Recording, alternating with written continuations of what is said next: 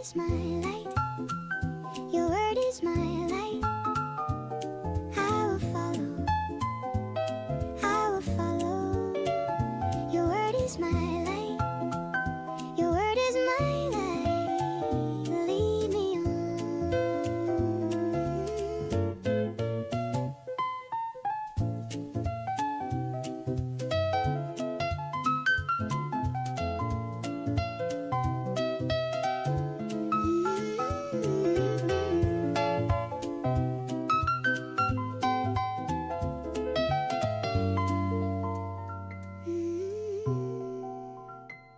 Not by sight, not by fear, but your truth leads me here. In your word I will stand, in your light I will walk. Your word is my light. Your word is my light.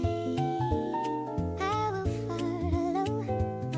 I will follow. Your word is my light. Your word is my light. Lead me on. Lead me on.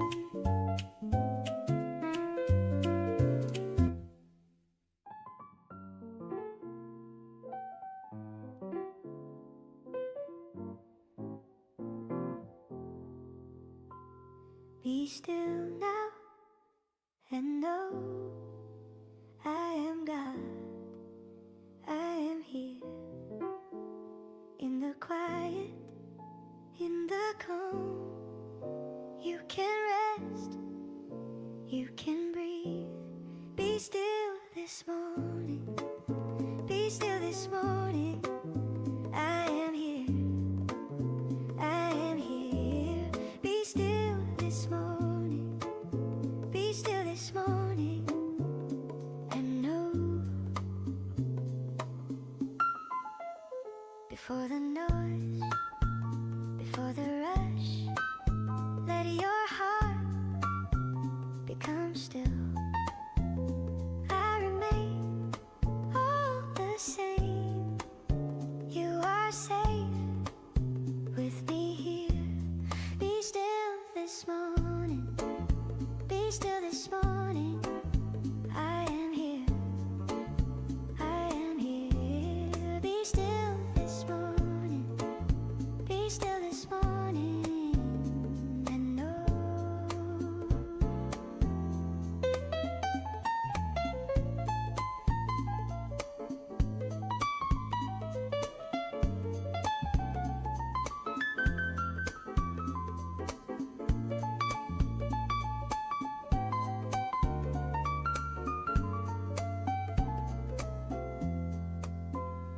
every worry, every thought you can lay down right now.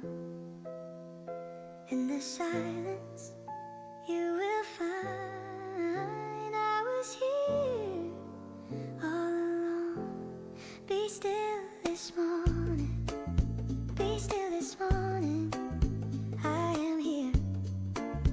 I am here. Be still this morning. Be still this morning. And know. And know.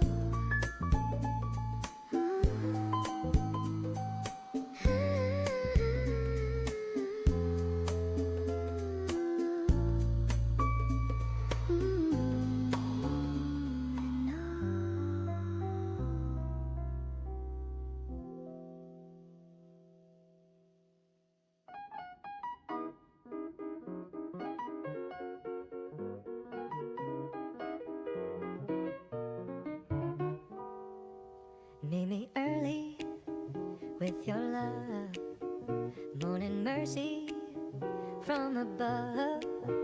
Before the day, before the noise, let my heart wake with joy.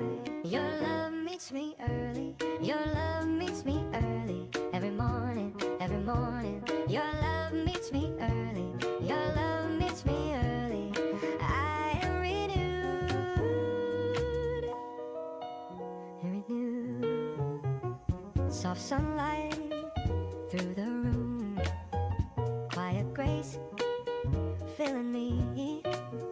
Every breath, every step starts again. In your peace, your love meets me early. Your love meets me early. Every morning, your love meets me early. Your love meets me early. I am renewed.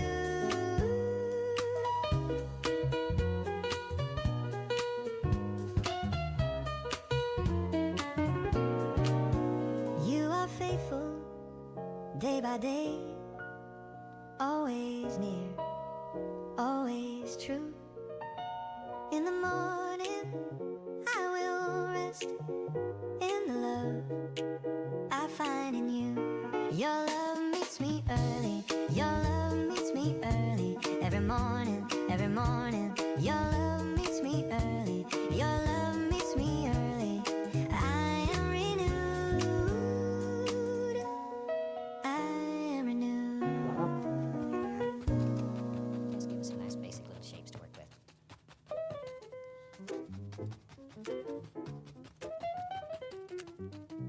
Okay, now then we can start playing a little bit. This is the day Let's take that the Lord has made. and permanent red I will rejoice. and just mix it I will be glad. little highlights right up This is the day this little sparkle. given again. I will rejoice There we go. in it. Bit up in here. This is the day. This is the day. I will rejoice. I will rejoice. This is the day. This is the day. I'll be glad in it. Morning has come. We're just gonna leave it Light fills the sky. back in here. Grace is new right here again. Not by my strength, not by my way. You have made this day. This is the day. This is the day. I will rejoice. I will rejoice. This is the day. This is the day. I'll be glad in it. Okay. Let's go right up in here and play with the fire a little bit. Got trouble for playing with fire. Today we can do it. Go take a little bit of Van Dyke Brown and just mix a little bit of variations of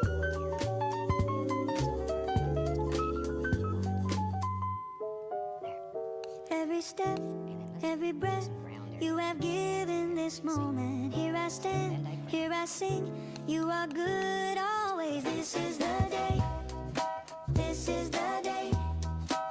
I will rejoice. I will rejoice. This is the day. This is the day. I'll be glad in it. I'll be glad in it. And start here and work down so it gets darker automatically because you're running out of paint. You're picking up more and more of the undercolor. Let the canvas work for you. Okay. In the Tell morning, you what, let's you put a hear little, my let's put a little voice. fire right here. I'm just using a little bit of I canvas. lift my prayer. Just touch. I look Just give the to indication you. of a little bit of fire. A little small campfire. Early light before the day. I speak your What name. we're trying to show. I wait on you. Now, take the fan brush. My voice you hear. Use a little bit of the yellow. My voice you yellow hear. and permanent red all mixed together In on the the fan brush. morning, Mix them on the brush. in the morning. Laying in some little My grassy voice you hear. a little bit brighter up here by the My voice you hear. So start I brightest area and work downward. wait on you. These to be very soft. Just where the light's striking. Darker, darker, darker. There. Dark up here. Just making all kinds of happy little things.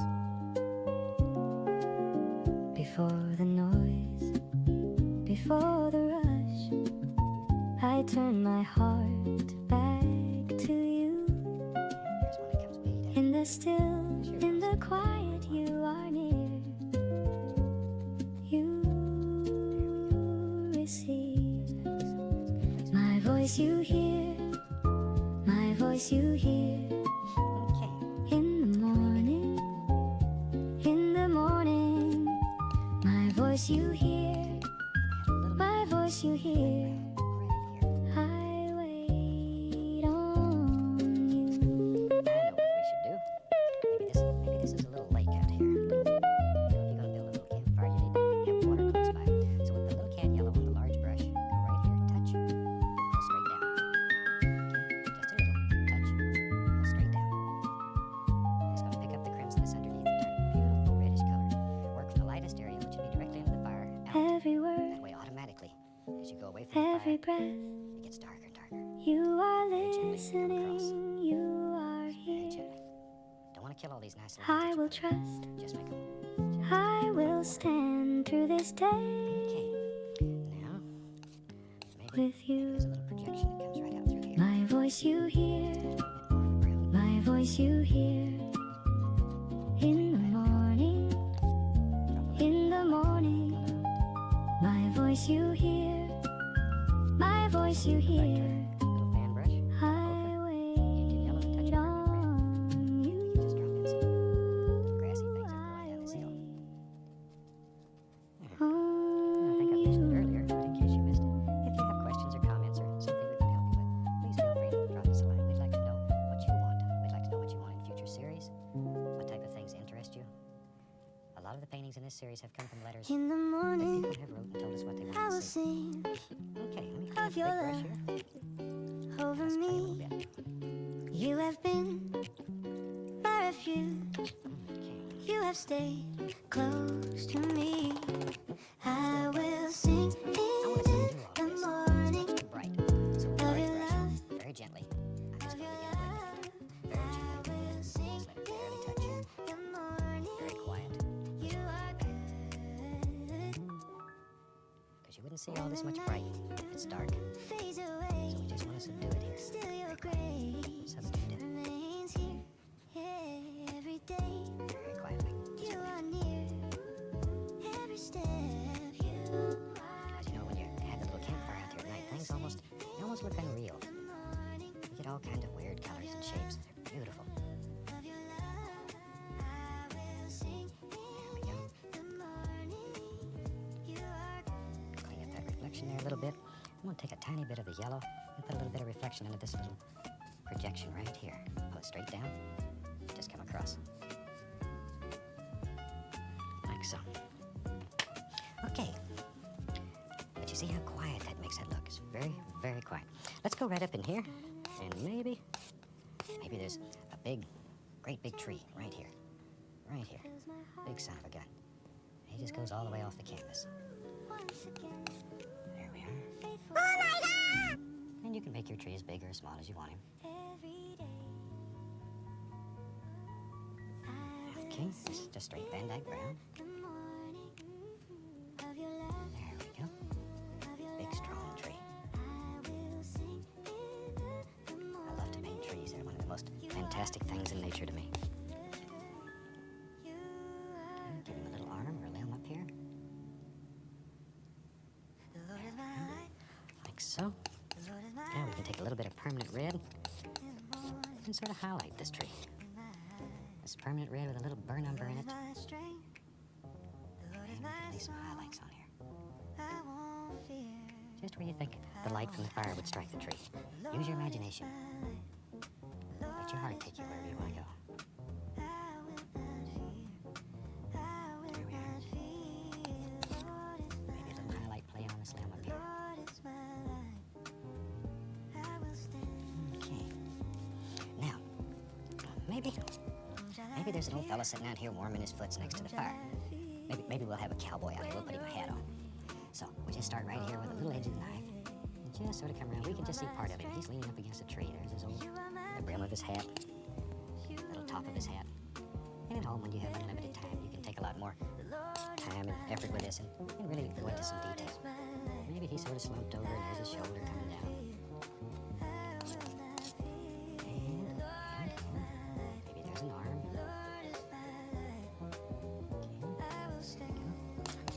He's sort of got his foot sticking out like that, his leg. And these are just very basic little things. As I say, at home you can take your time and put a lot of detail into these. Just want to give you ideas here.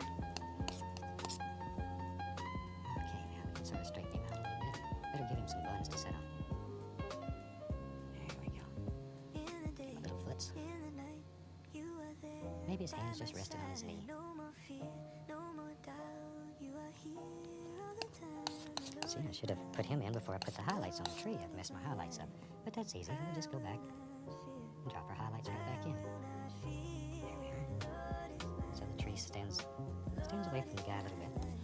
Yeah, we can take a little bit of the yellow ochre and think where light would strike here. Maybe a little bit on his hat right there, like so. Maybe a little coming around.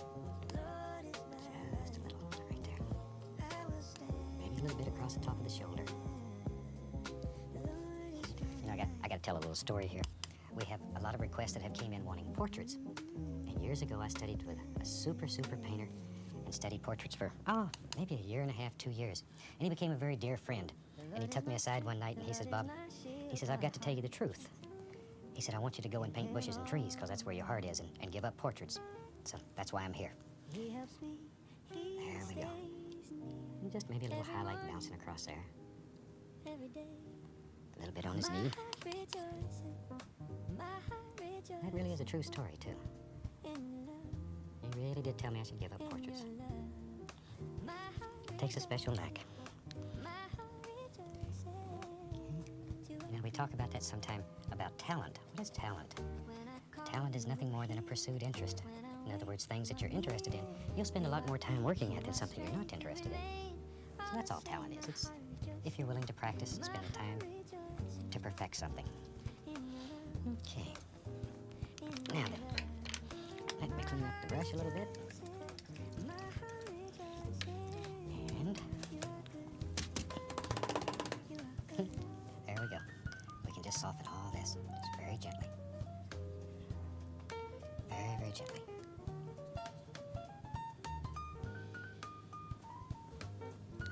And we can come down here, use a little bit of the dark color, and put a little tiny bit of a waterline indication in here.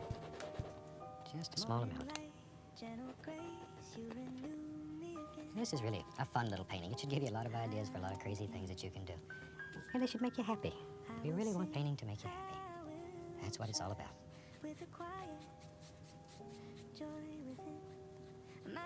Okay, just quieten this down a little bit over in the corner. Like so. Now, if you want to create a little more depth here, then you can add, maybe there's another little bush here that comes in front of the tree. And this will produce, every plane that you add into the painting will produce a little bit more depth. Okay, I'll take a little bit of the Indian yellow, permanent red, and we can put some highlights on this little bush. Push everything back a little further.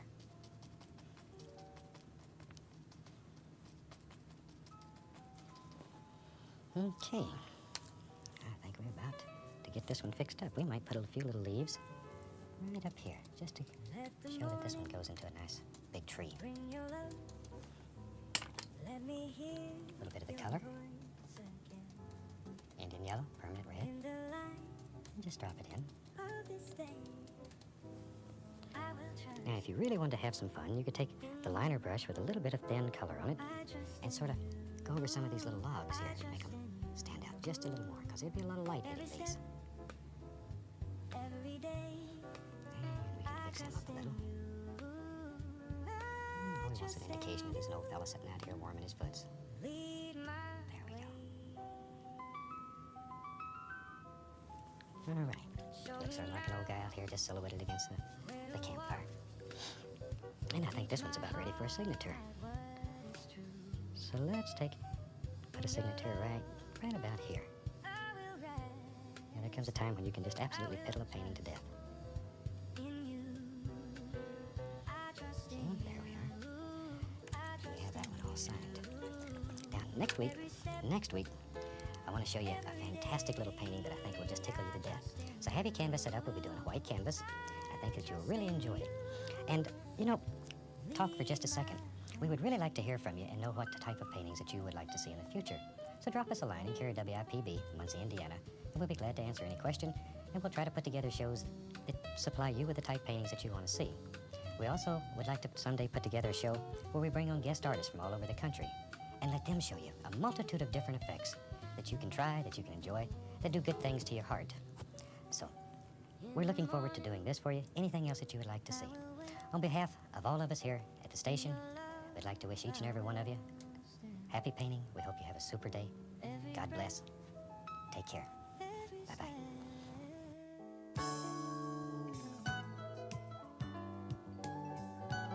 I trust in you. I trust in you. Every step, every day. I trust in you. I trust in you. Lead my way. Hi, welcome back. Certainly glad to see you again. Thought today we'd just do a fantastic little winter scene. I'll show you one that's very simple and easy to do.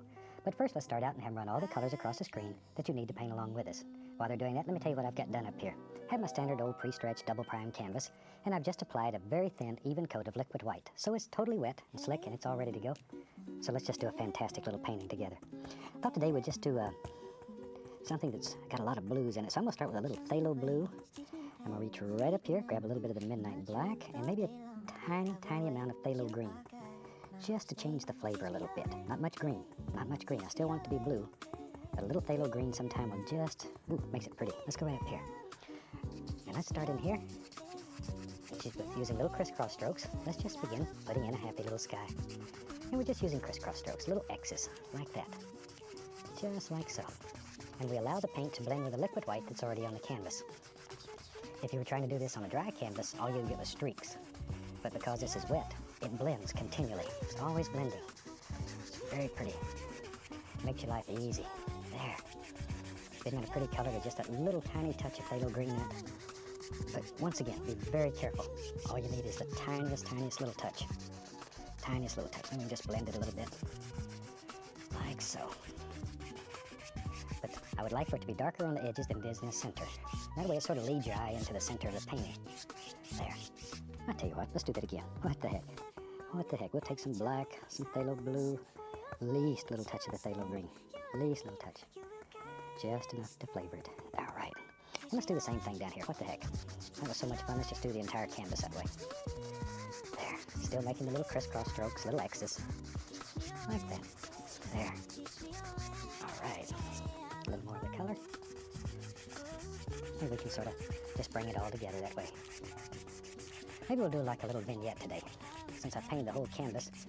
That sounds like it'd be fun. I'll show you a very, very simple little winter scene that is exciting. People will like it. People will like it. There. Now sometimes, as I mentioned earlier, you really like to have these edges quite dark. So I'm going to take a little bit of the Prussian blue. It's a much darker blue. And maybe we'll just put that right in the edge here. Just in the edges.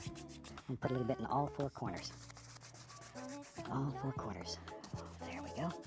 Don't need a great deal. I just want to darken these corners. We're going to do a vignette. I really want you to concentrate on the center of the painting. And a little bit over here in this corner. We don't want to leave him out. Don't want to leave him out. He'd be insulted and get mad. There. All right. Now let me wash the brush and we'll just blend that out. And as you know, we wash our brushes with odorless thinner and we have a lot of fun. Just shake off the excess and beat the devil out of it. All right, now with a clean, dry brush, and be sure it's dry. Be sure it's dry. You don't want to dilute this color that's on the canvas or make it thinner. You want to keep it as thick as possible now. There we go. All I'm doing is just blending this together. All right. And down here, the same thing. There we go. That's a pretty color already. I like that. Okay, now. And then we'll go all the way across. And this just removes brush strokes and brings it all together. And I think we're in business. Okay. Tell you what, maybe today, let's use the little half-size round brush. And I'm gonna mix up some black, some phthalo blue, a little touch of the phthalo green into it. Not much, not much. Once again, that green is, it'll eat up your whole world in a heartbeat. Be very careful with it. Very careful. Especially in a winter scene. Okay, let me wipe the old knife. Because in a winter scene, phthalo green is almost an emerald green, and you certainly don't want much of that in your winter scene. I'm just going to take this little round brush and just tap it right into that color, just a little. Just tap it. That's the way we load it. Just tap. Like so. All right, let's go up here. Maybe back here in our world, maybe we have some little trees that live in here. So just decide where they live in your world, and just begin tapping in some very, very basic shape. I'm not looking for a lot of detail. It's too far away. Too far away. Get a little more paint. But I would suggest you start in the center, and we'll work in both directions, because I want to get progressively lighter as we work outward. There go. Just think about some little tiny shapes. These are trees and bushes that live far back in the background. And as they work out, lighter and lighter, not near as strong, not as much pressure, more and more gentle, very soft, very gentle. And over in here, see there, it just fades right out. You can probably hear the difference in the amount of pressure that we're hitting the canvas with. There, we're really getting tough. I want this to be very dark. There, maybe there's another big old tree that lives. Yep, you're right, there he is, right in there. Wherever you think there should be one, that's exactly where they should be. There we go. But now once again, over on this side, I'm going to let it just sort of poop out over here. Just get weaker and weaker until it runs right on out, basically into nothing. There. See how soft that is? And that's exactly what we're looking for. Now then, let's take our old script liner brush. And maybe we'll use just a touch of Van Dyke Brown. What the heck? We don't need much though. But thin it with paint thinner until it's literally, it's like ink, or very, very thin. You can see it running right there on the palette. That's what we're looking for. Very thin. Let's go ahead and compare. Now here and there, and here, I'm just going to put the indication, and I don't want them to be very strong, just very quiet little indications of a few little trunks and sticks, twigs, little things that live back here in the trees. There. But I don't want a lot of stuff, just a few, just a few. Don't want to overkill here. Can't hardly see these. Same over there, over here. Maybe we'll put a little one there too. All right. But that's basically all we're looking for. And you could take that same brush with that color on it, and put a little white out there, so. And I'm just going to tap that brush with that color on it right into this. So all I'm doing is diluting the tree color a little bit. I don't want it diluted much. And you can come back, and here and there, just put the indication of a little tiny bit of highlight. I don't want much, once again, I'm really trying to keep this very quiet, very soft back in here. Just a few little happy things that you can make out. But that's about all we need. And these little dark spots, don't kill them all. It makes deep, deep shadows back here. There, maybe right in here, just a little. See, you can't hardly even see those. But now when you do your painting, you'll be able to see them. Maybe, let's go over to this tree. We don't want him left out. We'll give him just a tiny bit. There. And that's really about all that I want on this painting. And that makes this a nice little background. It's very simple. And even if you've never painted before, you can do that. You can do that. I know you can do that. Let's take some titanium white. Shoot, let's put some snow back here. Use the old 2-inch brush. We'll load some paint into it. Just load some paint. Now then, another major decision. You have to decide where your snow is in this painting. And I think it's right here. Make a decision and begin pulling, and just let it just sort of disappear into nothing. If this is going to be like a little vignette, then we want the edges just to sort of disappear back there. But allow it to pick up some of that tree color. It'll end up looking like shadows. It is very pretty, and it'll be your good friend. Don't fight it. Let it pick up some of that color. I intentionally try to get up in there and let it pick up some of that. And we're just going to let it fade right into nothing on either side. Like that. That's all we're looking for right now. Shoot. Let's get crazy. That would be a wonderful place to have a little house. So come up here, I'll show you the easy way to make a little house. All you have to do is figure out basically where you want it, take your knife, and scrape out a general shape. All we're looking for here is just a general shape. We're not committed at this point. We can change it, we can do anything that we want. But the biggest thing this does is remove the excess paint, so it's easier to get the next layer to stick. Shoot, maybe we'll even put a little shed out there. Let's scratch it out too. Now we can take a little Van Dyke Brown, just a little Van Dyke Brown, pull it out very flat, our little roll of paint as we always have, and let's go right up in here and we'll make the back eave of the house first, just flip like that. Now we're gonna mix Van Dyke Brown and dark sienna together, and zoop. There, if you don't make those little noises, it won't work. There we go. And over here, we'll put just a little bit right in there, like that. Just a tiny little bit. And let me clean off the old knife. Maybe there's a little snow up here on our roof. Just pull it like that. Just like that. See there? That's all there is to it. And we can put a little bit over here on the other side. There. Just a little roof. Now put a little bit of dark right underneath here. If we're going to have a little shed out here, we need a little dark to show the division in there. Looks like I got a little bit of brown in that roof. That's the only thing worse than yellow snow. All right. I'll just go right over the top of it, and we'll take it right out. See there? We don't make mistakes. We have happy accidents. before then, the day, if we're going to have a little shed, before the certainly noise, there'll be a little bit of snow let my on its roof too. wake with joy. Back to our brown, Your love meets me and we can just fill that in. Your All we're doing right now is just blocking in a little bit of color. That's all we're trying to do. Now I'm going to take a touch of yellow ochre, a little dark sienna. We just sort of mix them together. About like that. We don't want to over mix them. We'll cut across, and once again, our little roll of paint. And it might be better here to use the small knife. soft sunlight. Just touch and barely let it graze. It's all. In fact, let me grab the small knife. It'll sneak in these little places so much better.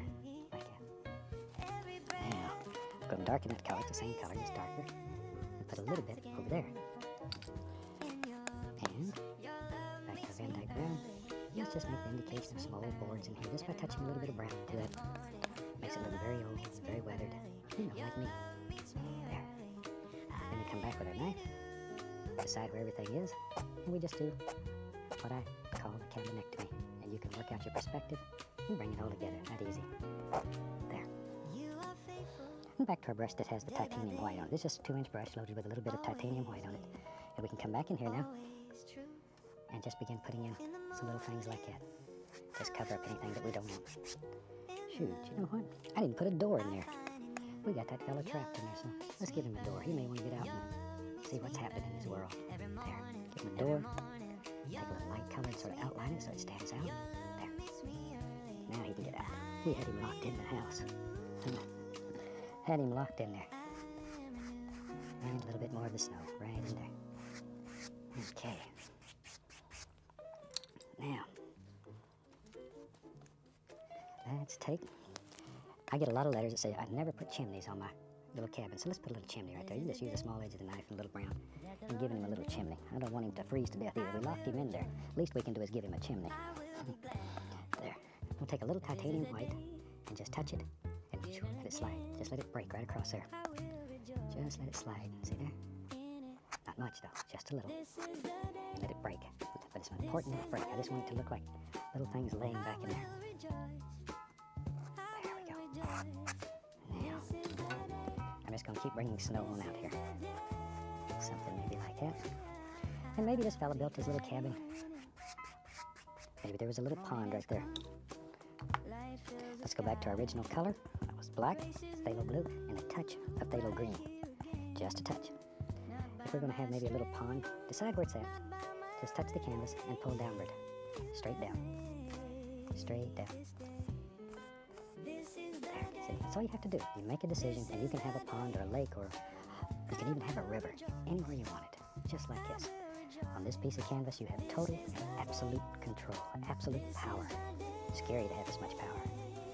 There, now very lightly, we go across. Just go across. Something like that. And here and there and here, maybe there's a little bush that's sticking up. Just a little bush, and we'll use that same color. I think I'll use that same color throughout the whole painting. There. And maybe our little bush lives right there. There he is. Just sort of push him in, like that. And maybe he's got a little friend right there. Where is he on? Tell you what, maybe there's another one. You just put as many little weed patches here and there as you want. Drop them in. Drop them in. And you take the liner brush, little paint thinner on it, go into that same color. And maybe we'll pull out a little twig and a stick here and there. Wherever. A little over here too. We don't want this one left out. Just some little things that are happening in there. There. And take another fan brush, and we can grab right at the base of that and just sort of blend it in. And get a little of the color and pull it. And that way it'll look like shadows once again that are just living right under there. There we go. See there? You can make it look like it's setting up maybe on a little high spot. Something like so. Maybe in our world, you just start seeing things. Maybe there's an old stick that lives here. Take a little of the Van Dyke brown. See, there he is. Just old stick that lives out there. Now then, I'm going to take just titanium white, load a little bit on the knife, and once again, just let it sort of bounce along there. I want this to set on top of the very smooth snow. It makes an extremely interesting effect. It's very nice when you do it that way. Pay very close attention to angles, though. There we go. It's most important that you have angles that look right. A little bit of the liquid white, and I'm going to mix that with titanium white just to make it a little thinner. Just a little, and then all we have to do is just touch. Just touch. And we make some little things around the edges here. There we they should be. Wherever. Back to my old 2-inch brush. Maybe we'll bring a little peninsula right in there. Put it in first with a brush. Maybe I'll just bring it right on down. This is going to be a little pond. Let's start putting some borders on it here. We don't want it to get away and turn into a big river. Just a tiny little pond. Maybe in the summertime. This is where the old fellow lives here. Maybe he has some ducks and they play in here. Some kind of little creatures. Back to a little titanium white, and then once again, just sort of let it slide right over the top of that. Barely touching. Whisper light. Whisper light. And the same thing here. Just choom. But gentle. Very gentle. Very, very gentle. We'll just let it sort of blend back and disappear. Just let it sort of disappear back in here. We don't know where it goes. There. All right. Let's have some fun over here on the other side. And we'll take one of the little half-size oval brushes. Round brush. I'm sorry, I said oval. Or a round brush. Or a round one. And they're not really totally round. They're actually sort of oblong. So you can bring it to a chisel edge. See how sharp that is? You can bring it, Rascal, to a very sharp chisel edge. Let's go up here. Maybe? Yep. Right there. Let's have just a little evergreen tree. There. Isn't that fantastic? You can take that little brush and you can actually do entire paintings using nothing but these little round brushes. The big one or the little one. Either one. Either one makes no difference. Either one.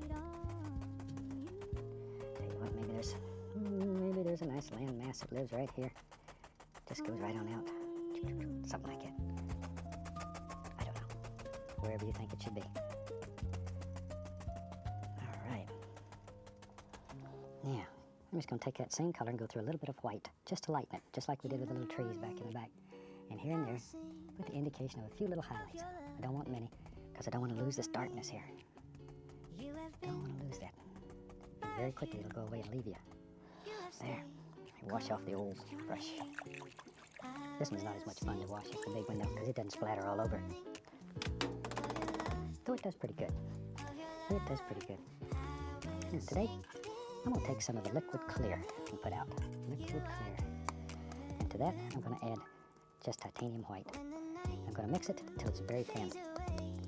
It's a very, very thin paint. There, all right, let me wipe the old knife off here. Very thin. And here and there, I'm going to add just a little bit of that to the bristles. And let's come right in here. And I'm sort of pushing it sideways. I want to make an indication of all kinds of little lures that are hanging out here. See it? Little snow-covered things, but give it a little push so you get those little edges on it. Looks like all kinds of little bushes. Ooh, I see something. I see something. Watch here, watch here, watch here. Let's take a little of the titanium white, bring it right out here, like that. Just titanium white. Bring it right on out. A little bit of the dark color, and maybe there's a little area like that. Then we'll bring that out. There, isn't that neat? Just a little doer there. Back to our white. Maybe it comes right on around. Like that. A few little things in here. And then just let them disappear. This is such a gentle touch. Practice this touch a little bit because you're just barely grazing the canvas. Just want to create the illusion of a little doer here. Little recessed area. I'm going to take some of that same blue color with a little Van Dyke brown in it. And maybe, you know me, I think there ought to be a big old tree right about there. Put a big wiggle in him. Let's give him a friend. Everybody needs a friend. There. Something about like that. Take a liner brush. A little bit of that same color. And let's put the indication here and there. A limb or two. It's just growing right out of there. Wherever. Here. I'm going to put some little snow-covered leaves and stuff from here, so we don't have to do a whole bunch. Don't have to do a whole bunch, just a few little indications. I'll have that going. Maybe there's an old, there's right there, an old stick and just grow right out. Maybe an old small tree in there. Just put all these little things in that you want, wherever you want them. Okay, let's go back to our little round brush that has that white on. I'm going to dip it in a little bit of dark color first, and we'll go right over here to this very thin color we made. And just tip the tips of the bristle, just the tips. When you go up here, you just sort of tap down and do both the highlight and the shadow at one time. Want that to just drop right in there like that. There we go. See, put all kinds of little things. This is a thin paint. It's about like liquid white, or maybe not, maybe just a little thicker than liquid white. But it'll make nice highlights that easy on your trees. There, and in the wintertime you have all these gorgeous little things, and all the Jack Frost just plays on them and off they go. There. Wherever. Something like so. And down here at his foot, we'll put in a few little bushes and twigs and sticks, and shoot, we about have a finished painting. Something about like so. There. You can take a tiny bit of white and just highlight this tree a little bit. Maybe we'll call this one done. The little clock on the wall tells me it's time to go. So I hope you've enjoyed this one. And from all of us here, happy painting, and God bless, my friend.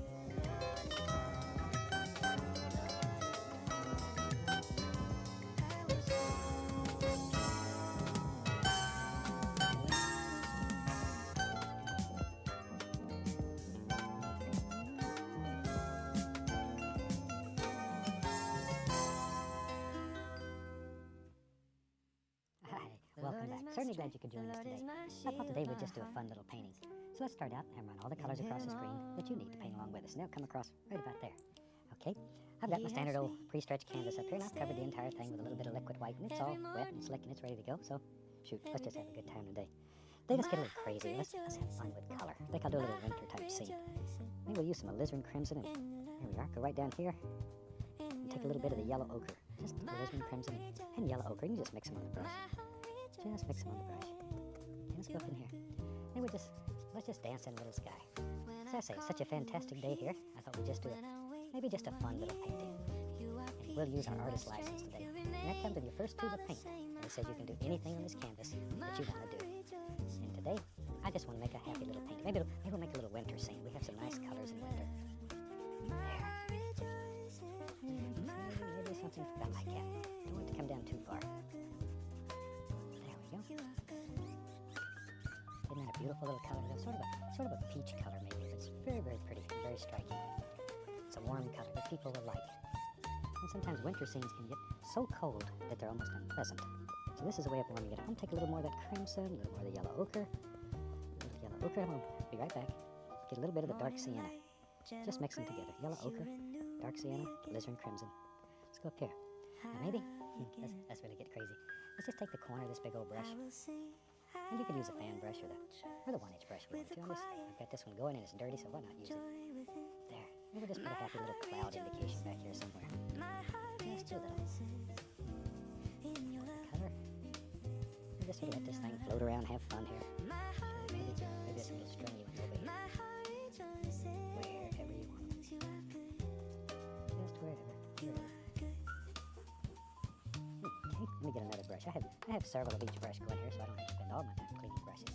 As much as we enjoy that, or I enjoy it, the crew here may not enjoy it as much as I do. If you could see the studio, you would understand what I'm saying. I'm just blending the base of this out, just the base of it, leaving the top alone at this point. On these little stringy clouds, all you have to do is just take the brush and go right over. But now, if you don't have a thick, firm paint when you do that, you're in agony city. Guarantee you, instantly, you're in agony city. I'll take a little more of that and maybe bring that cloud up a little so it sort of blends together. Back to our clean brush. And we'll just blend the base of it out some. Something like that. Something like that. There. And then we'll just blend the entire canvas. And you can make this as smooth as you want it, or you can leave it where the clouds are more distinct. It's really up to you. It's really up to you. You can make it very smooth, or leave little edges on it, or you can blend it till it just all comes together. Very, very individual. Very individual. So you just do whatever makes you happy. As I say, you get that artist license, and it basically says you can do anything on this piece of canvas that you want to do. And you can do it with any color that you want, any design that you want. You can make any kind of world that you want right here on this piece of canvas. Sometimes I hit the can. It's called kicking the bucket. There, just wash the old brush. And we shake them off and in business again. Let's build us a big mountain today. For that, see what? Let's let's really get crazy. I'm gonna take some black. We'll use alizarin crimson. And maybe a little of the dark sienna. What the heck? There, that'll make us a nice color. At least a little touch of blue in it, not much. Very little blue, very little blue. Cut us off a little roll of paint, just right out there on the edge of the knife. Come right up in here. I want to do a huge mountain today. Let's begin pushing in some nice shapes here. Nice shapes. However you want it. Now you have to be careful, because when you start making these mountains, these son of a guns will grow on you and take over your whole world. It gets to be fun, and you don't know when to stop. You can just absolutely eat up your whole canvas with a mountain. All right, maybe. Maybe this just comes right over. Well, I did say big mountain today, so we really have a large one. We can spend the whole show just working on this one mountain. Head at home when you have unlimited time. Do exactly that. Spend a lot of time working on one mountain, one area of your painting. Especially when you're first learning, because that's the way you learn. And as I mentioned before, if you make a mistake, don't get angry about it. Look at your mistake. I believe sincerely that you can learn as much from mistakes, if not more, than you do from successes. And it's not a failure if you learn from it. It's not a failure. It's only a failure if you don't learn anything from it. Then it's a failure. And it's the same, I think, in your everyday life. Anything that you try and you don't succeed, if you learn from it, it's not a failure. Now, if you make the same mistake again, different story. Here we're just blending that out and allowing it to blend with the liquid white that's on the canvas. And just create that illusion of mist down at the base. That's all we're looking for at this point. Oh, we really did come out with a big mountain. It's a good place to sort of clean off the brush there. We'll just cover the whole bottom down here. Maybe we'll have some snow down here. This will end up being shadows in the snow. Doesn't matter. Whatever you want. Okay. Now it's time to have fun. Let's take titanium white. And we'll put a little Indian yellow and a little bit of yellow ochre in there. Mix them together with white. I don't want to overmix them. I want to leave them sort of marbledy. Sure, I'm going to get a letter from an English teacher for that word. But see how marbledy it is right in here? But what I'm saying is don't overmix the color. And then when you pick up that little roll of paint right out here on the edge of your knife, all of those various colors are right here on the knife. Now then, see, you can come right along in here and touch, and just let that slide right off the knife. No pressure, absolutely no pressure. None whatsoever. None whatsoever. And maybe just come right on here, touch. Just let it go. And just slide right along there. But if you start applying a lot of pressure, it's going to look like you're trying to ice a cake. It may look good to the taste, but it's not going to look like a mountain probably that you wanted. Watch here, maybe right there, just pull it down a little. Like so. We'll make a shadow color. We'll use white, black, least little touch of blue. Dark, a little more white. Oh, that's nice. It's sort of a blue gray we'll use for shadow color. Take the small edge of the knife, and we'll come right here. Put a little shadow right up here on it. That little peak. That little peak needs a little shadow. Then, now we can bring this one. Let's just bring it distinctly right on through there. See, that'll push that way back somewhere. We don't even know where it's at. I don't know that we even care. It's way back behind there. You learn to push mountains around. Just push it around. Take at least a little touch of the light color. Don't much. A little bit light zig back in here. Just enough to make it interesting. A little touch of the shadow. Let that come right through and make like a little recessed area in there. One of the little hiding places for the little creatures. There. Just sort of play these back and forth. Let them go. There we are. But it's unbelievable the kind of mountains you can make. Just using a thing that looks like a big old putty knife. There. If that don't work, you got work on your window like that. Whatever. There. Let's take back to our little shadow color, and we'll bring it right through here. A nice shadow right through there. But pay close attention to angles. Angles are really what makes mountains. Come on, let's see. It's just those nice angles. Now, this painting should just about be a study of mountains. There. And we bring that right on down. No pressure. I can't say that enough times. Probably that's still the number one thing I read in letters is I'm having trouble making this highlight or snow or whatever you want to call it break on the mountains here. 99 times out of 100, it's one of two things. Either the paint is too thin and it's turning blood, or I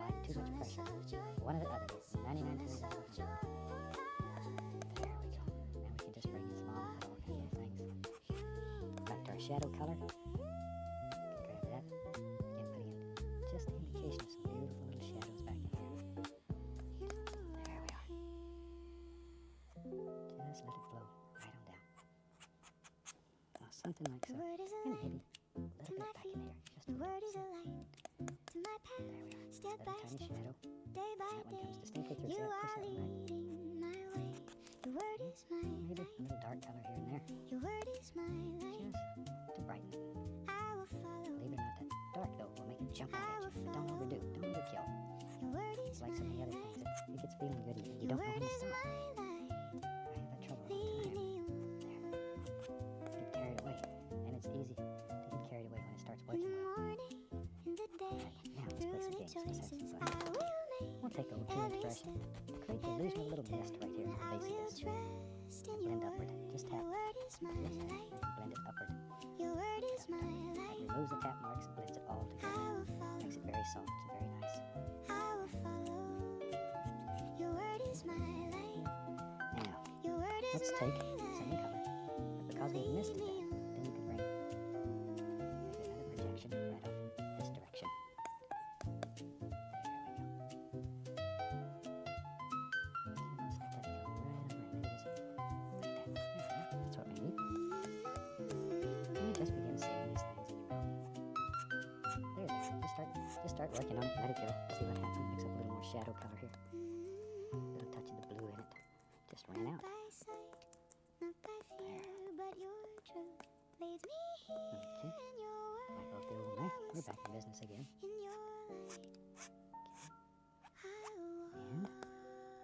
Your word otherwise is I my just run right light. out this way. Your word is my light. Back to my brush. Clean dry brush. Just want to begin tapping. I want to bring it all together. I will Right down here at the base. follow. Your word is my light. Your Let's word get is this my build up. light. Lead me on. God is making this mountain. There's a little left over. Just sort of drift down here. Lead me on. But just by changing the angle a little bit, you can give that feeling of roundness to the base of this mountain. And it makes another plane and pushes everything else back further into the painting. There. Be still now. By working this a little, I want to dull it. It's a little bit too bright there. Just a little bit of that. I am We'll God. dull it down. I am here All right. Good. in the quiet, in A little the bit more of the mist, just by tapping, following you the can angles. rest. You can The bottom of it very soft, be very, still very quiet, this very morning. smooth. Be still this morning. I am here. Okay. And that gives us one heck of a range of mountains. Be still this morning. Okay. Now maybe back in here, let's take And know wipe off the knife. I'm going to take a little bit of white, go right into. I'm going to take a little crimson, little blue, your heart white. We'll make a nice lavender looking color here. To the blue side though. Okay, the white knife again. all the same. We just keep using the old 2-inch brush. It really doesn't matter. Whatever brush works for you. Maybe back in here. Be Yep, still right along here. this We'll just push in a little color. We'll come back and highlight Be it a little still later. this morning. There we go. I am here. I am here. Be still this morning. I say that's just a good place to clean the brush. And the worst thing could happen is it ends up being shadows in there. And we're going to be looking for those anyway, so it doesn't matter. Take that same color, and we pile it up in a pile. And find a fan brush here. There's one. Just mix a little of that on the fan brush. Both sides are full though. We'll go up in here, and maybe in our world, there it is. A little tree. Let's do a little push-up tree where you just push the bristles upward. Just push them upward. Every worry, Look at there. every thought Okay, maybe you we'll give it a can friend. lay Maybe put the friend on this side. right Push now. upward. There they are. In the silence, And you can make evergreen trees by pushing up, pushing down. Maybe we'll do some different ones in this. I don't know. Let's see what happens here. I like to make them with that oval brush because it makes such interesting little shapes. be still this Okay, morning. we'll take another fan brush. I'm going to take a little white, I am get here. a little of the phthalo blue, and a little black to dull it. Be still Too bright. this A little black, that'll dull it right down. Be still this morning. Okay, and with that, we'll just tap indication of a few little highlights on these trees. Don't want a lot. Just a little right here. Where do you think it should be? Maybe there's even a little here and there in these bushes. upward. Make the bristles bend upward. And sometimes you can just take the old liner brush, little paint thinner, and maybe in our world, yep, maybe there's an old dead tree that lives right there. There he is. And just very gently you can pull out a few little sticks and twigs that are still trying to hang on. Meet me early There. with All your things. love.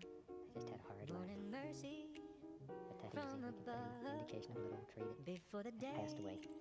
before the noise. Okay. Let my heart Let's take a clean 2-inch brush and let's begin deciding if we're going to do snow in here. Where our snow is going to be. Your Snow's love got to have a meets place me to live too. early every morning, come every right in here. morning. Your love meets me early. Your love We'll pick up meets into me that dark. early. It's wonderful. I am renewed.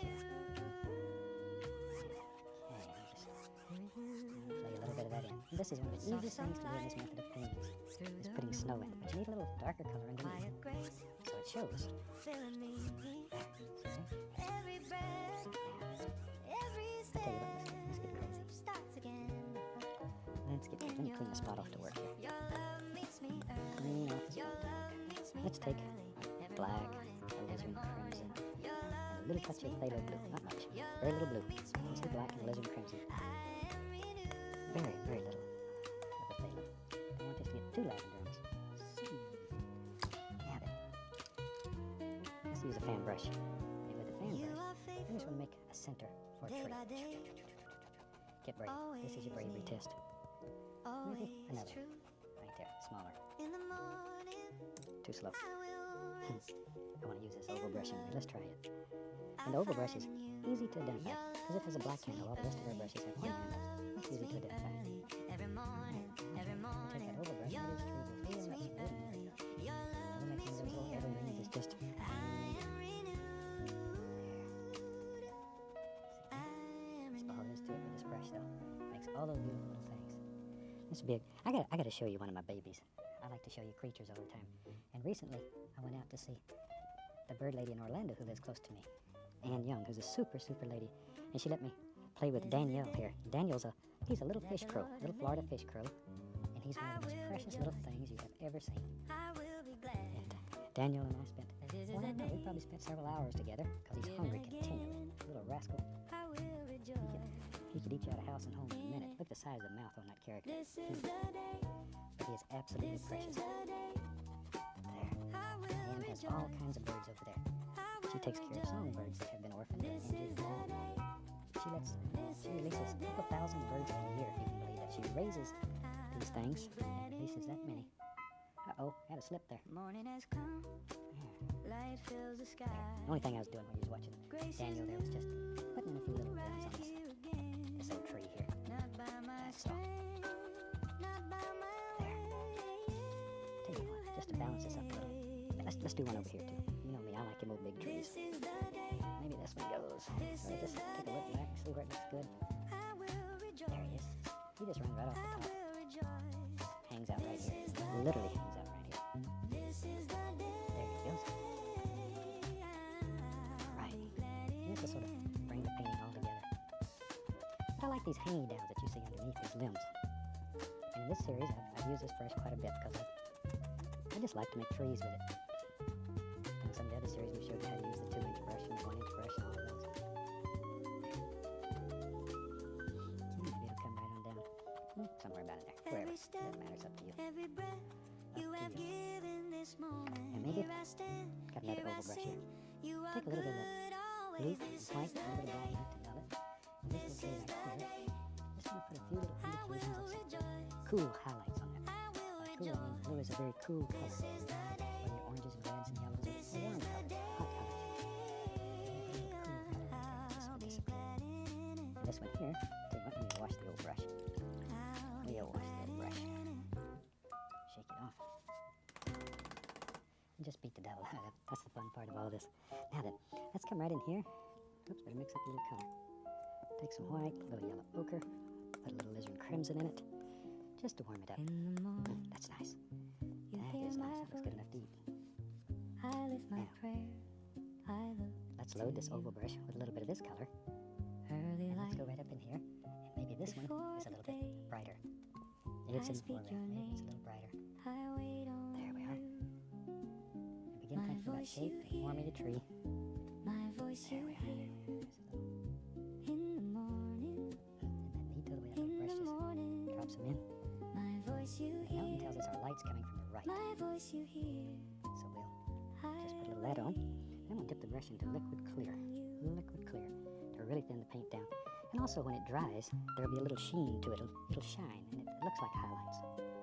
There, tap a little of that. Let's go up in here. And over here on the right, Before the there we'll noise, put some of that nice bright color. before the Don't overdo. You can very quickly overdo, kill all I your dark. turn my And heart this just goes away and loses all of its effect. So be careful with this. in the still, Very careful. in the quiet. Don't You overkill. are near. A little more of the liquid clear. You, I like his clear. That's another little thing that I invented quite a while back. It really went over well in the art my world. voice you hear, Quite a few artists are using my it. voice you I hear. just like the black gesso. I just thought it was a natural thing to have. You got liquid white and liquid black. In the Need a little morning, liquid clear. my voice you hear. So that's my voice you contribution to the art hear. world. I There we are. wait A few little things here and there. See how that rascal's just hanging out there? There we are. Wherever. But it's one of the most fantastic ways of making evergreen trees. And when you have unlimited time, you can really sit and play with this. Tell you what, I'm going to take this, I'm going to grab it, and give it a little pull. Like so. We take our little fan brush. 3 every o'clock on the wall breath. tells me it's about time to go today, so You we'll just pop are in a few little things like this listening, and blend them back. are here. That I should will be just about trust. it. Makes a very nice little winter I scene. will stand enjoyed through it. this day But you can put several of these little layers in here and bring us all together. with you. And I think you'll love this one. Give it a My try. voice you Drop me a line. Let me know how you like it. Because I My think you'll really voice you enjoy this one. hear in We're going to call the that one finished. morning, And from all of us here, I'd like to wish you in a the happy painting. morning. God bless, my friend. My voice you hear, my voice you hear.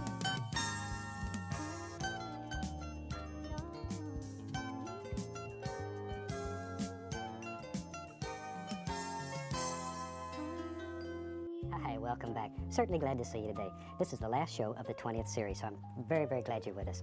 Tell you what, let's start out today and have run all the colors across the screen that you need to paint along with us at home. While they're doing that, let me show you this crazy thing I got going up here today. I've taken my plain old canvas, and this being the last show, we were a little silly here today, so we thought we'd just play. I've taken a little bit of tape here and taped a little here, and then I had some contact paper left over, and I've just covered a couple of areas. And I thought we'd do something, let's say, it's the last show, so let's just have some fun. Let's start out today with an old 2-inch brush, a little touch of the phthalo blue. Just a small amount, a little phthalo blue. Let's go right up in here. Maybe we'll do 2 paintings at once today. How is that? Might as well have a little challenge. 2 paintings at once. Let's do one in summer and one in winter. How's that? One in summer and one in winter. That'll be a challenge off the same palette. That'll give you some experience with both seasons. It'll make things nice for you. Let's add, oh, we got that blue going there. We'll put the least little touch of the phthalo green into it. Just the least little touch. Don't want much. Now I've got a little line taped right here, and I want to stay on the right side of that line. There we go. Don't want to contaminate these two if it's going to look like 2 different paintings. I think I'll have it looking like one painting is laying on top of the other one. All right. We'll just try that and see if it works. If it doesn't, we've had a good time anyway. I've certainly enjoyed being with you. There we go. Now then. Tell you what, I have several brushes going, so let me grab another one here. Now, I'm going to the least little touch of the Indian yellow, just a very small amount. And maybe on this one, I have a little touch of yellow right here in the sky. Just a little bright spot. And we'll go, without cleaning the brush, go into a little bit of bright red. Just let it blend together. Right up to that little piece of tape. Don't want to go across it, don't want to contaminate. There. Now then, maybe we'll take a little blue and a little alizarin crimson. We'll make this a little lavender color. And we can do that right on the brush. Just mix it on the brush. What the heck? And come right in here. And we'll add a little bit of that in there. Just have fun and enjoy. There we are. And maybe just a little blue over here. All right. And then down here, just pull across. Like that. All right, let me wash the old brush here. Getting too many of them dirty. Shake off the excess. And cover everybody in the studio. You don't have to be crazy to do this, but it does help. Now then, we'll just blend this all together. Make sure the brush is good and dry. If it's not, it'll thin your paint out and it just doesn't work too well. All right. Okay. Wash wash the old brush off again. Get it as clean as I can. And dry it off, and very lightly here. Add a little touch of the titanium white. I want to make this very bright, like this is our light source. Start with a white in the light area, and work outward. There. That just takes off any excess paint. Okay. There. This will be our winter scene here. So have a little bright spot in the sky so it's not too dull. Alright. Now then, maybe we'll use a 1-inch brush. Maybe we have a little cloud up in the sky up here this way. And a little cloud lives. There's a little titanium white. A little cloud just lives right here. Floats around, has a good time, plays. There he is. Okay. A little bit more of that white. There. Just make little circular patterns. Just enjoy it. Let it just sort of float around. Have fun. There it is. Okay, we'll take a clean, dry, 2-inch brush. And we'll just sort of mix that up, stir it a little bit, using just the top corner, just blending a little bit so it sort of comes together. Then lift it, fluff it, there we are. Clean the brush, very lightly go across. And that easy. We have a happy little cloud living up there in the sky. Now then, shoot, let's have some more fun. We'll take some black, a little Prussian blue, and some alizarin crimson. Black, blue, alizarin crimson. Okay, cut us off our little roll of paint, as usual. And let's build us a little mountain. A little mountain right here. There he is. Just however you want it. There's another little peak there that goes out. Now while we have that, let's do the same scene down here, only in winter. We'll do one in summer and one in winter. And they won't be exact, but we'll just have a basic idea here. There's our little mountain. Let it go right down through there. Sometimes we can use the same colors for both of them. And we had a little bump there. There we go. Scrape off all the excess paint. Just really get in and scrape it. Now, take a clean 2-inch brush, grab that and pull it. Just pull it. Let it move. There. Okay, blend right out to nothing. Okay, now then, up here on this one, same thing. We want to grab this and pull it. Just pull that color. Does 2 things, as you know, if you painted along with us. Removes excess paint. Makes the next layer stick much easier, and it creates this misty illusion down at the base of the mountain. All right. Okay, now we can wash the old brush again. There we go. There we go.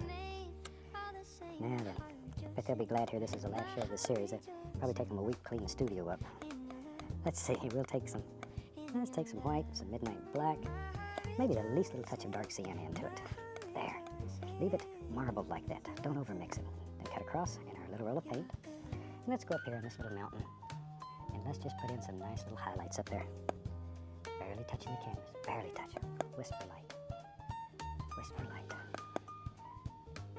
On some of the other series I've told about when I was teaching my son Steve to paint, I used to tell him just to pretend he was a whisper floating across the mountain.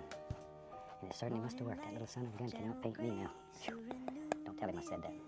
He'll be wanting my job. There. Okay. And maybe right along in there. Clean off a little spot to work. We'll make a shadow color. We'll take some white, a little bit of Prussian blue, not much, very strong. Some black. And we'll make a very dark grayish color, but sort of to the blue side. There we go. Nice. Put a roll of paint again. And let's go right up in here and just put the indication of just a happy little shadow that lives up here in this mountain. And a little bit right in here. There's some more. A little bit back here. There's some. And we'll just sort of let that just go right on out into nothing. Right out into nothing. There. Yeah, this is a very special series to me. The 20th series means there's 260 half-hour shows now. It's unbelievable that we've been able to accomplish that.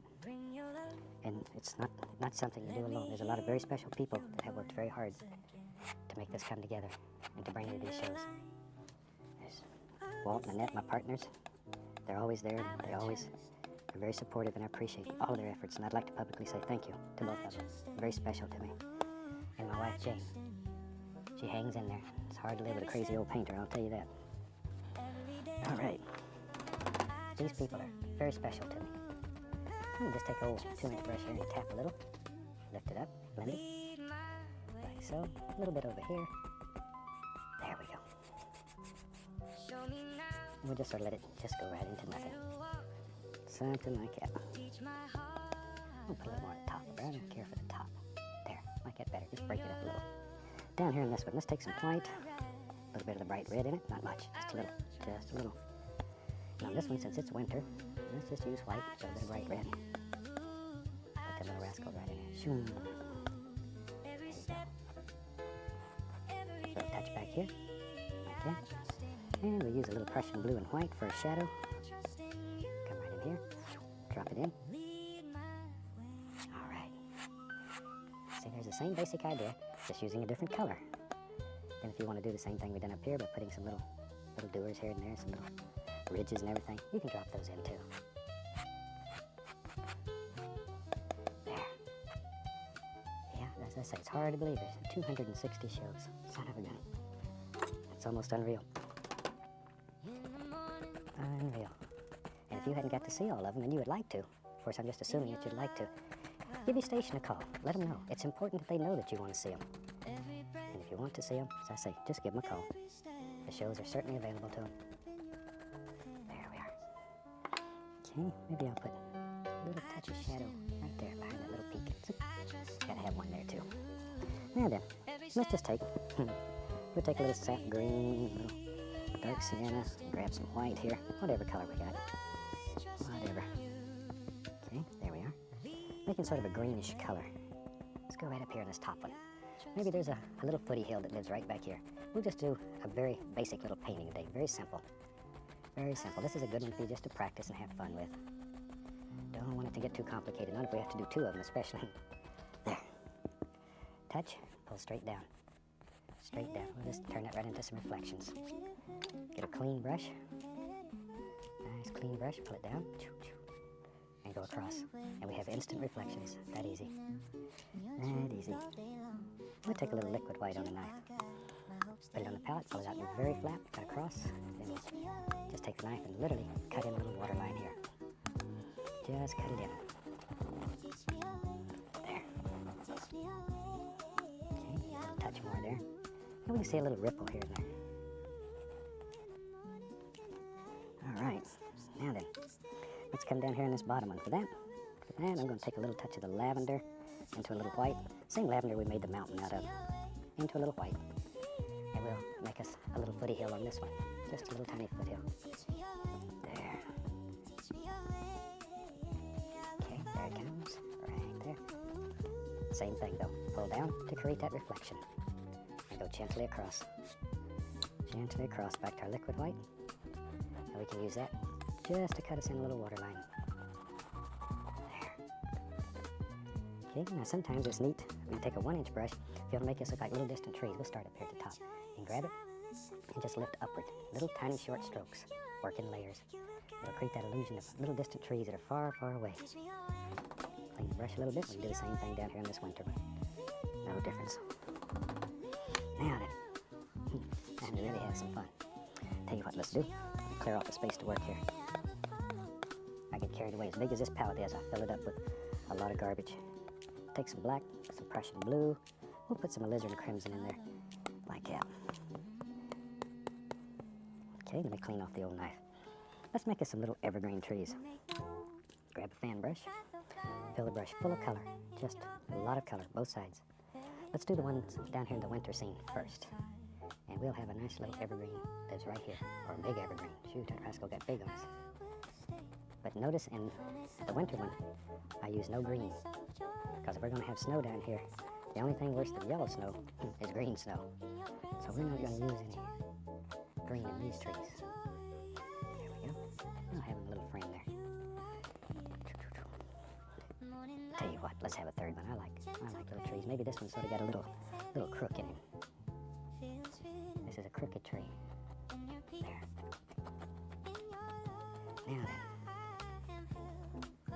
While we have that going, I'll just take a 1-inch brush.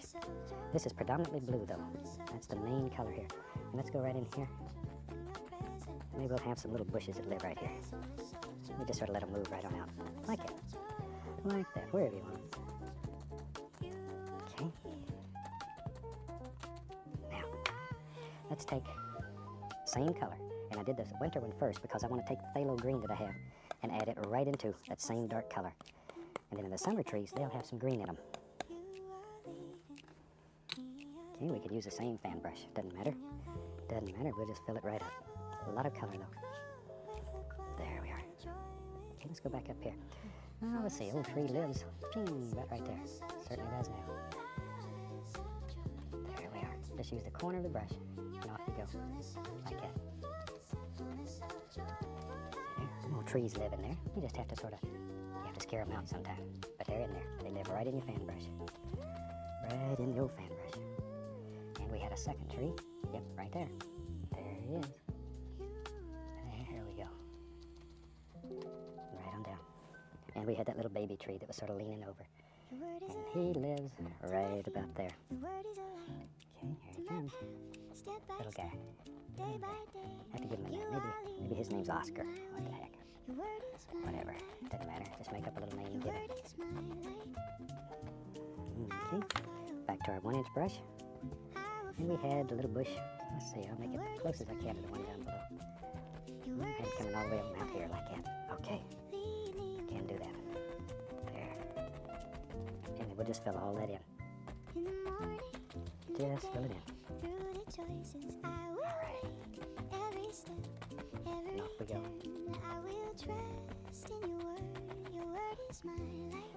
Okay. Now we'll take some white, a little bit of a dark sienna. We'll mix that together. There. Cut across. Get our little roll of paint. See, just cut across. There it is, right on the edge of the knife. We'll go right up here. We'll put the indication here and there of a little tree trunk. It just sort of hides out in the middle of this tree. There we are. Doop, doop, doop, doop. We can even put a little in this winter scene too. It doesn't matter. It's smaller. You're not going to see as much though. And with a clean knife, you can just scrape through here. Put all kinds of little sticks and twigs in your bushes. And 90% of these will be covered up when we put the highlight on. But here and there, people are going to see one or two. And they're going to think you work for days and days with your little one-haired brush putting all those in. Shh. We don't tell them any different. That's our secret. There. You just raise the price of your painting a little bit and keep on going. All right. Wherever you think they should be. Now then, let's find a nice 1-inch brush here. Okay, well, maybe we'll use this one. Dip it in a little bit of liquid white. Liquid white. We'll go right into some cad yellow. I'll be right back. A little sap green. Oh, that's nice. Pull that brush in one direction. We'll load a lot of color into the bristles. Look at the end. Look at all the paint that's in there. That's what makes it work. Now, right up here, this nice summer scene. Let's put some little leaves on some of these bushes and stuff right here. A little yellow ochre, a little Indian yellow. Here and there, maybe even a little touch of the bright red. There. Okay. Get crazy. Here's a little green bush with red flowers. There. A little bit more. The sap green and... ooh, there's a nice one. There's a nice one. And start working in layers. I tell you what. We need a way to get out there. Shoot, if you had a nice place like that, you'd have to get out there and catch that big old fish that lives out there. Let's take a little Van Dyke brown on the knife. There we are. Let's go right in here. And let's put the indication of a little path. Just a little path with a little brown down. Nice, so you'd have to have a way to get out here. A little bit of brown and white for the highlight. Let the paint break. Barely touch the canvas. Just caress it. And then back to our 1-inch brush that has the highlight colors on it. A little green, a little yellow.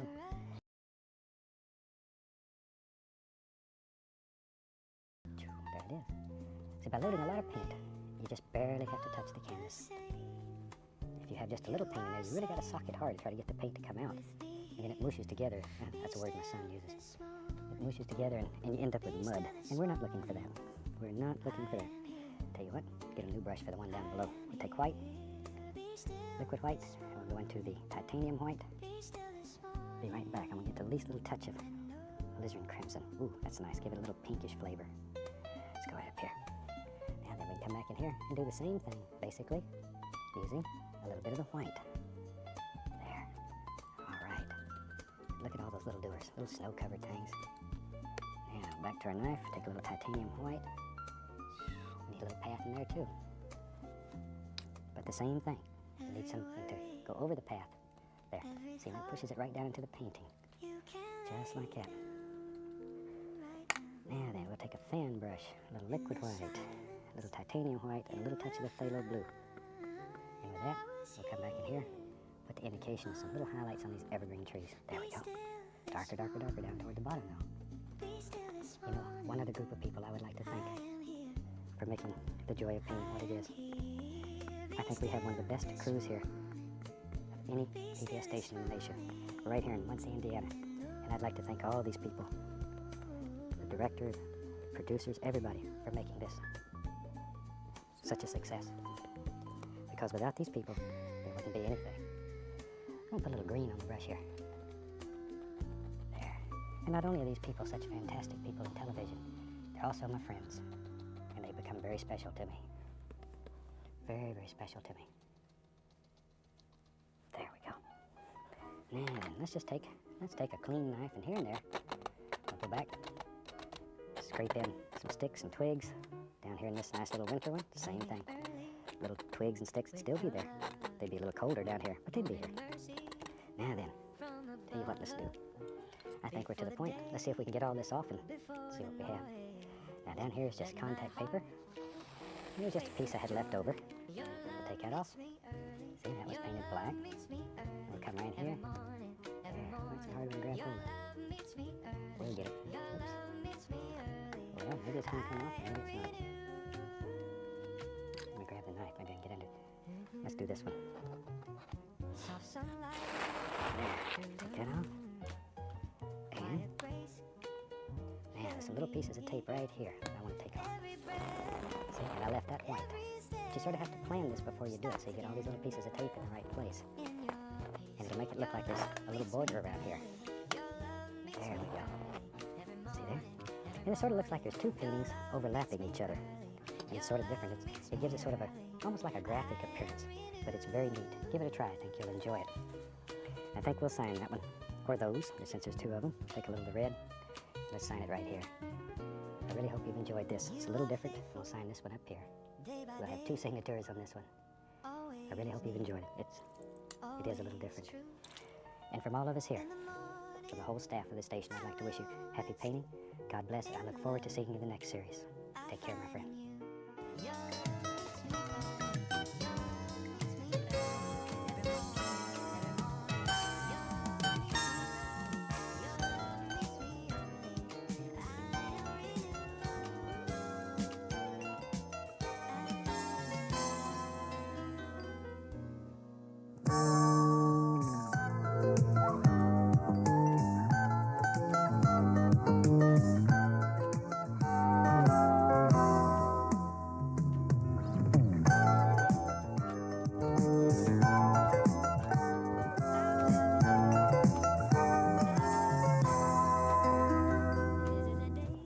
Hello, I'm Bob Ross, and I'd like to welcome you to the 11th Joy of Painting series. First of all, let me thank you for inviting me back into your homes again. If this is your first time with us, let me extend a personal invitation for you to drag out your paints and paint along with us each week. Or just pull up the old easy chair and spend a relaxing half hour as we play some of nature's masterpieces on canvas. We'll use a few big brushes and a dozen colors or so, and I'll show you how to create some of the most fantastic paintings you've ever seen in just a few minutes. So I'll tell you what, let's go on up to the canvas here and get started. Now the canvas has been covered with liquid white, and liquid white just makes the canvas wet, makes it slick. It allows us to actually blend color on the canvas. So let's have them run all the colors across the screen that you need to do the painting with me. And they'll come across in the same order as I have them on my palette. While they're doing that, let's go ahead and get started. Today I'll start with a 2-inch brush. Go ahead into a little bit of the phthalo blue, and just mix a little bit on the brush. Just tap it right into the color. And I'll reach right up there and grab a little black. So we're going to have phthalo blue and midnight black. Black and blue. Black and blue. All right, let's go right up to the canvas now. And today let's just dance in a happy little sky. We'll just do a little fun painting. And just sort of let the brush just bounce around and play and let it have fun. Just relax and enjoy. See there? Isn't that easy? That easy. Just make little X's, little crisscross strokes. There. Add a little more color to the brush. And we'll go right on over here. And notice we're not covering the sky entirely. We're going to leave a few little areas open. A few little happy spaces in the sky. Then we'll come back and we'll put some happy little clouds in there. Okay? Just like so.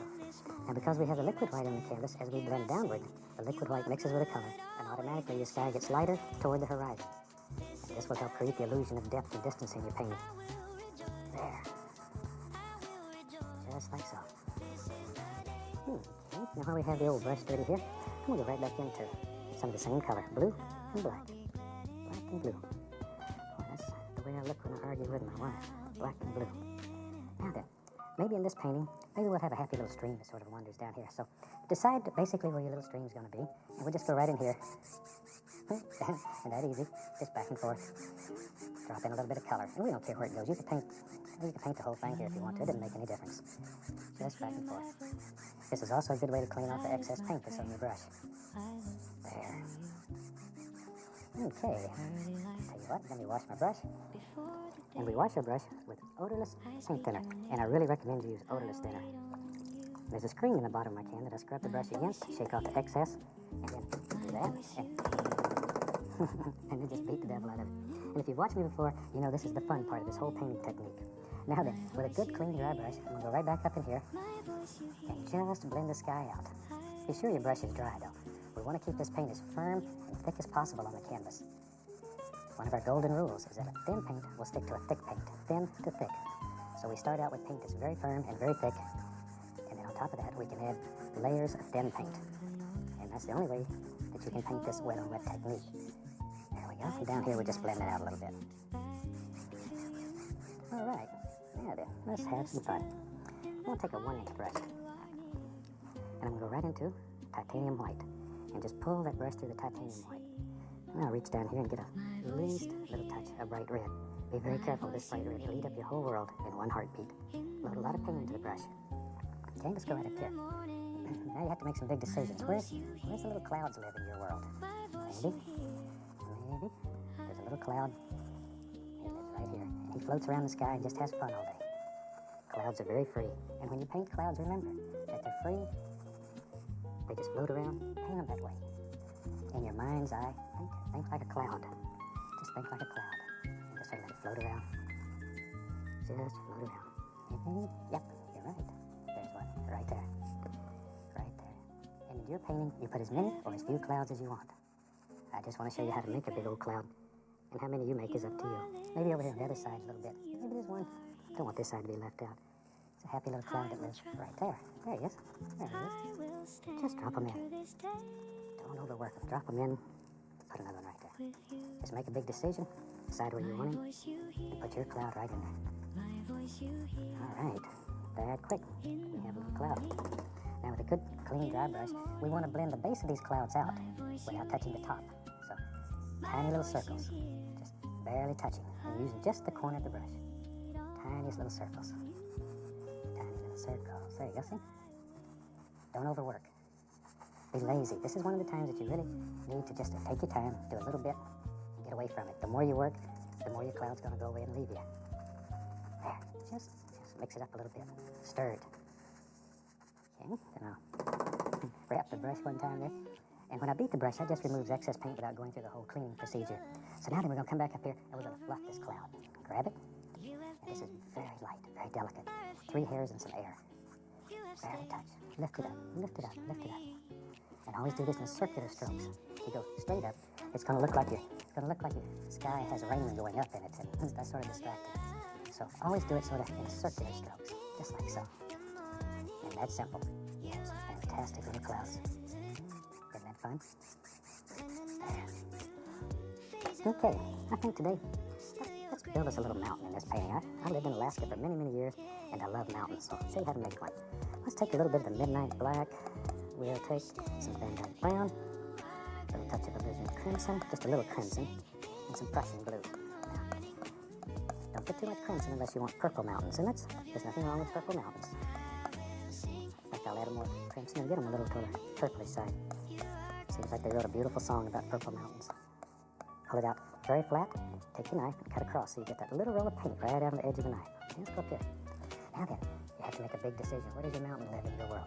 And you just take your knife and just begin deciding where your mountain lives and drop him in. Just drop him in. There.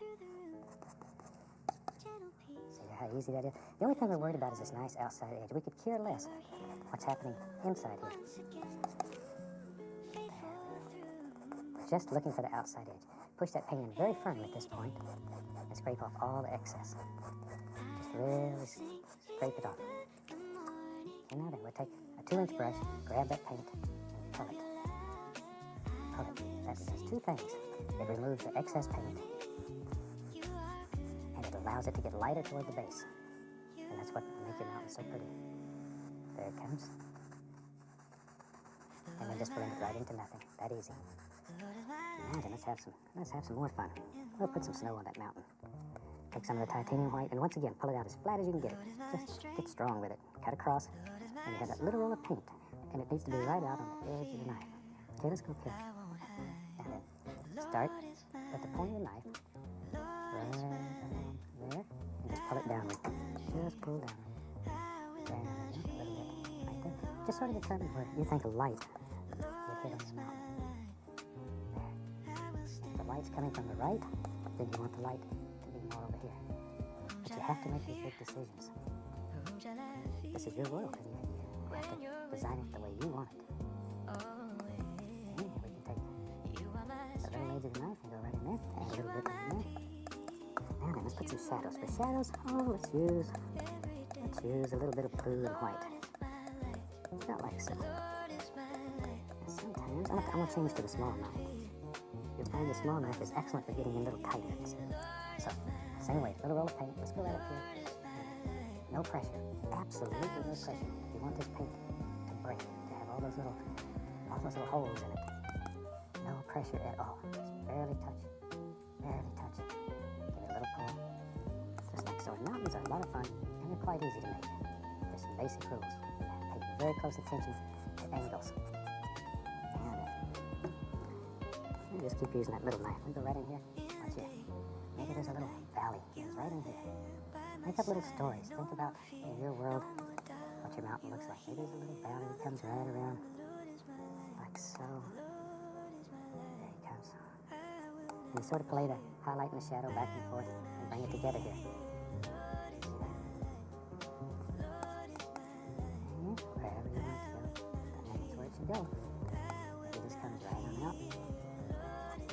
Like that.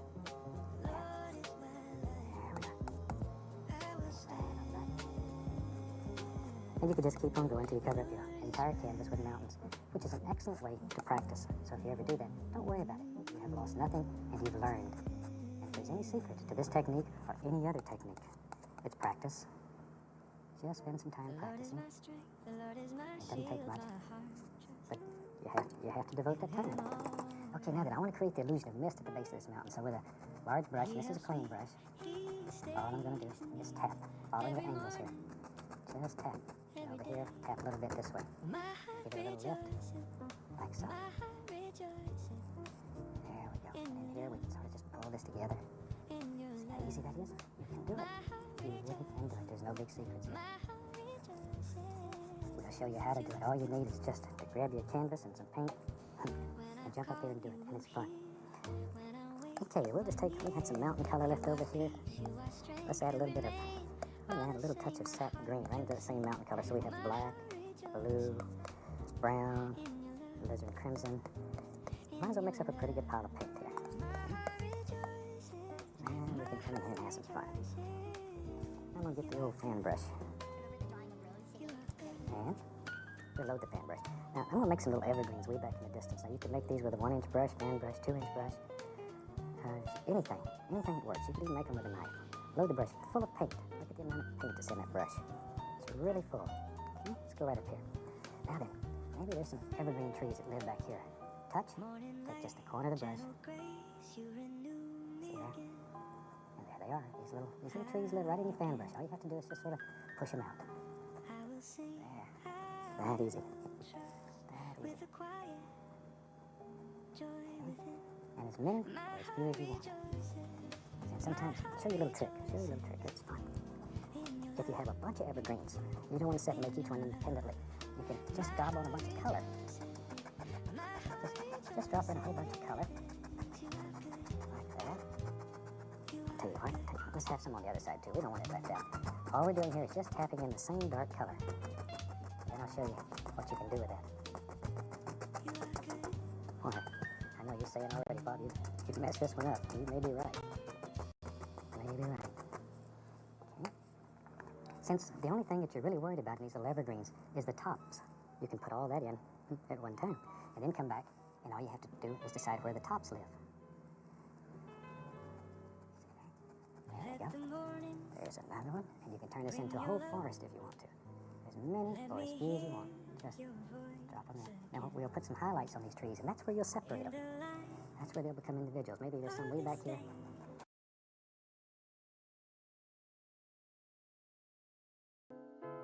I trust in you. I trust in you.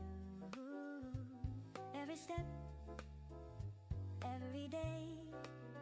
I trust in you. There's one. Maybe it's there. There it is. Lead my Just drop it right in there. And maybe we'll push a little color into there. You can even grab, pull up to make them look like they're really far away. These are, and it sort of gives the illusion. These are closer and those are farther away. And once again, that's one of those little tricks that helps create the illusion of depth and distance in your painting. And of course, we're not interested in that happy buck, but should you be? This is what sells your paintings. I get so many fantastic letters from people all over the country that are painting, they're having unbelievable success, and they're selling their work. And the selling of the work is not important. What's important is the fact that someone is willing to pay you for something you created out of your mind, with your hand. It does wonderful things for your ego. Forget about the pocketbook. That's not important. It's really not important. It's what it does to your heart. It's what it does to your confidence. I can remember, maybe 25 years ago when I sold my first painting, and I think I only got about $20 for it, and I paid that much for the frame that was on it. But I went home, it gave me so much confidence. I went home and probably painted 25 more paintings that I couldn't give away. But it was the fact that somebody wanted my painting enough to pay me for it. It really inspired me to paint, and it'll do the same thing for you. Okay. Tell you what, when I got that old dark color going here, same old color, I'm just going to begin adding in some little things like this. All I'm doing is tapping down with a 2-inch brush here. Just tap downward. Now we begin making some decisions here. Where's our land going to be?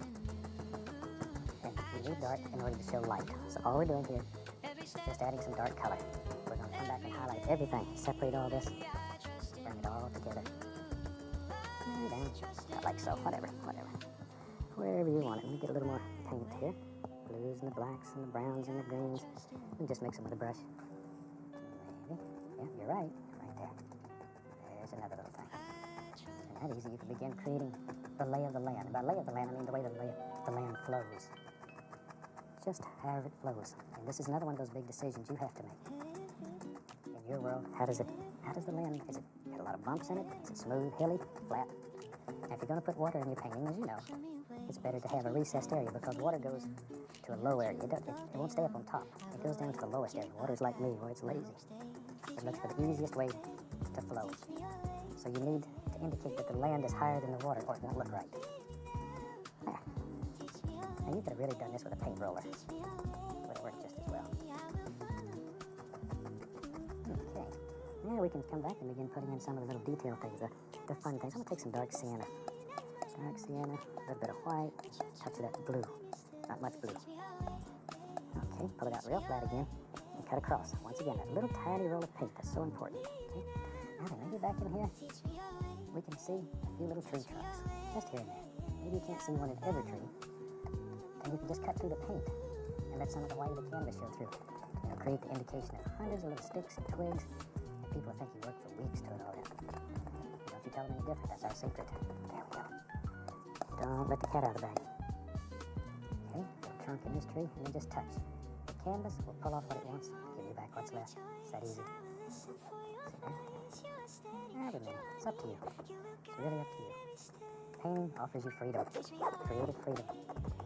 I spent half my life in the military. This is where I made Bob's World. This is where I came when I wasn't playing soldier. This is where I came and found peace. Let me wash the brush here. Shake it off.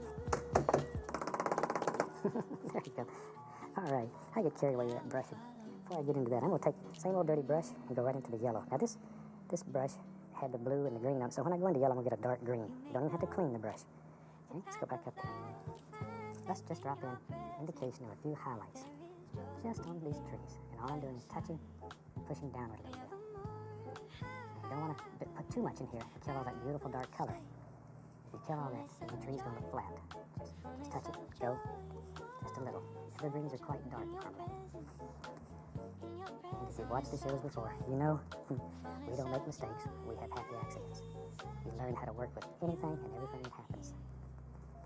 A little bit on this old big tree right here, a little here. There we are. Just some happy little things. Now let's have some fun. I'm gonna go right into the cad yellow with a 2-inch brush and I'm tapping. You see how it's tapping? Grab a little sap green there, so a little green, then we're going to some yellow ochre, we touch the Indian yellow. We mix all of these in the brush. Okay, let's go right up here. Now, big decision time. Tapping downward, right on top of that dart, we can begin creating a nice soft grassy area. See there? It's that easy. Tell you what, let's have some fun. Maybe back in here, let's put a happy little bush or two. Use the 1-inch brush. And let's just push in, look at that. See? Some happy little bush lives right back in here. Right up against these trees. Just like so. And maybe we'll put one on the other side. What the heck, we don't want him left out. And you can put a lot or a few, none, sort of up to you.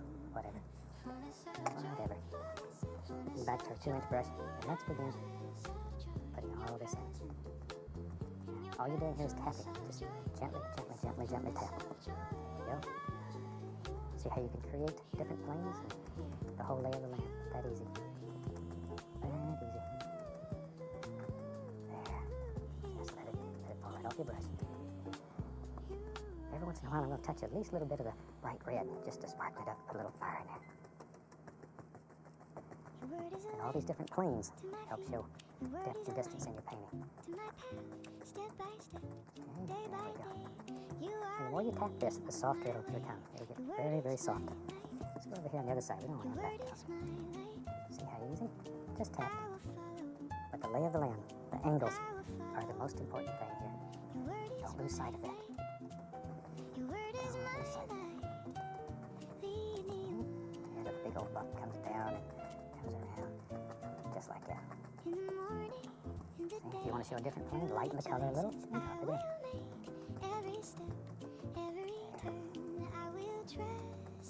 Just layer after layer after layer. I would strongly suggest you start in the background and work forward. That's sort of a good rule of thumb in this style of painting. Always start the thing as farthest away and work forward. And I think you'll find it works much easier for you that way. Now then, we'll just use a 1-inch brush here, whatever you have. I'm going to just pull some of this color down. Just pull it down. Just pull it straight down. And you can create all kinds of things and just go across. Makes reflections. I'm going to make this like moving water, but even in moving water there's reflections. They're still there. If you want to have a little pond, this easy you could create a happy little pond. Just by pulling a little that color down, going across. See, wherever you want it. Okay. I'll get my brush. I have another fan brush. I have several of each brush so I don't have to clean each one. Dipped it right into the liquid white and I'm going into the titanium white. I'm going to load the brush quite full. Reach up here and put the least little touch of the phthalo blue in it. Now then, here comes our little stream. This is not a fast stream. Maybe before the series is over we'll do a fast stream. This is just one that sort of, just like me, it's lazy, it just wanders along here and has a good time. Just like so. And you just sort of scrub this brush across, but you want to keep these lines basically straight. Basically straight. And this is how you cut off the bottom of your land masses, bring it all together. Just like so. See how easy that is? And you can do it. You really can do it. There. Wherever. Come right on out through here. See? And allow it to pick up some of that color and it all blends together. Like so. That's all there is to it. Isn't that fun? I really hope you've enjoyed this painting. The old clock on the wall is telling me it's about time to gotta bring this one to a close for the day. It's been a lot of fun. I've certainly enjoyed being with you, and I hope you've enjoyed the painting. From all of us here, I'd like to wish you happy painting, and God bless. Be still this morning. Be still this morning. I am here.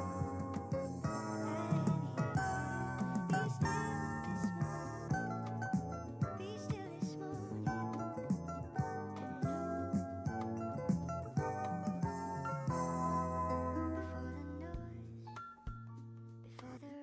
Hi, welcome back. Certainly glad you could join us today. I thought today we'd do a painting that has a fantastic mountain, and I get a lot of letters saying, show me how to do a big mountain with snow on it. So I'm going to show you a mountain that takes up most of this painting.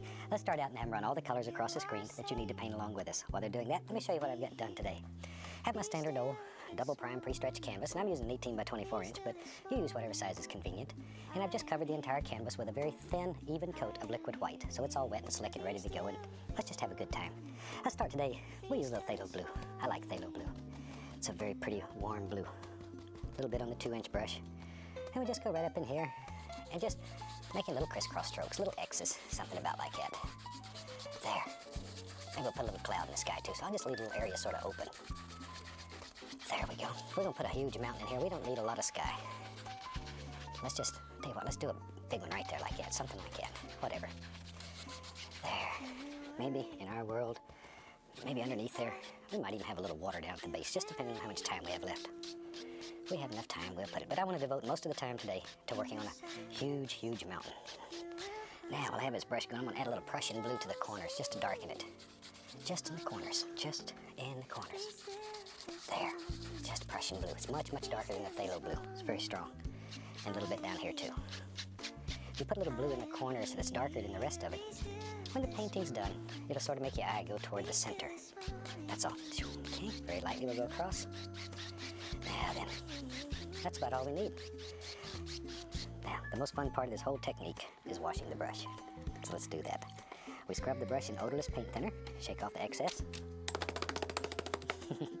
and just beat the devil out of it. That really is the fun part. That's the fun part. Let's go to titanium white. Just take the old 2-inch brush and tap it. Just tap it right into some titanium white. Let's make a cloud now. Go up here, take the brush, decide where your cloud lives in your world. It's the easiest way I know of making a big effective cloud. Just tap in a basic shape. Maybe it comes right on around, I don't know. A little more color. We don't care. Maybe it just sort of floats out like that. I don't really know. You decide in your world where the big old cloud lives. But that's easy enough right there. And then very lightly, just barely touching the canvas, just sort of blend it a little bit. Just enough to take out the little tap marks. And that easy, you have a nice little cloud that just lives up here in your sky. There, no use making a lot of work out of it. There's another little indication right there. If you're gonna do more than one layer, do the back layer first and then work forward. I just want a little hint. Okay, now then, let's wash the brush one more time. Then we'll be ready to make our big mountain. Hit the bucket. There. All right. Today we're going to have our bravery test right in the beginning of the painting. So here goes. Midnight Black. Cut us off a little roll of paint. It lives right on the edge of the knife. There, let's go up here and make our first major decision. Jump right in. I think there's a big rock that lives right there. Just put in a basic shape. That's all we're looking for at this point. Just using black. You can put a little Prussian blue with it if you wanted to, but I'm just using basically black. Maybe. Why not? Right about there. We'll just have another big rock. There we are. Something like so. And as I say, this is your bravery test. Maybe? Yeah. Maybe another rock over here. I bet you're saying, Bob, you've done it this time. The mine has finally gone. You may be right, too. You may be right. There. I've been told that before. Let's use a little white. Prussian blue. Oh, a good, strong blue. Once again, a little bit of paint lives right on the edge of the knife. Just barely touching the canvas. I just want to put the indication here and there of a few little shadows that live up in here. There. Don't want a lot of detail in that. A little bit right over in here. Something about like that. Just put a few little shadows. I want to keep this very dark, though. Very dark. Maybe. Shoot, yeah, why not right there? No pressure. Just let the knife touch. Just barely touch. All right. Fun time. 2-inch brush. 2-inch brush. Let's go right through the titanium white. Load a lot of color into the bristles. A lot of paint. Just fill it up. And by wiggling it, I want to bring it to a nice sharp edge. By wiggling it and pulling it, it'll bring the paint toward the end of the bristles, and that'll happen automatically. All right. Now, maybe in our world, there's a nice, maybe this is a big glacier that lives up here. There we go. Just pull it right through like that. Decide where all these little things live.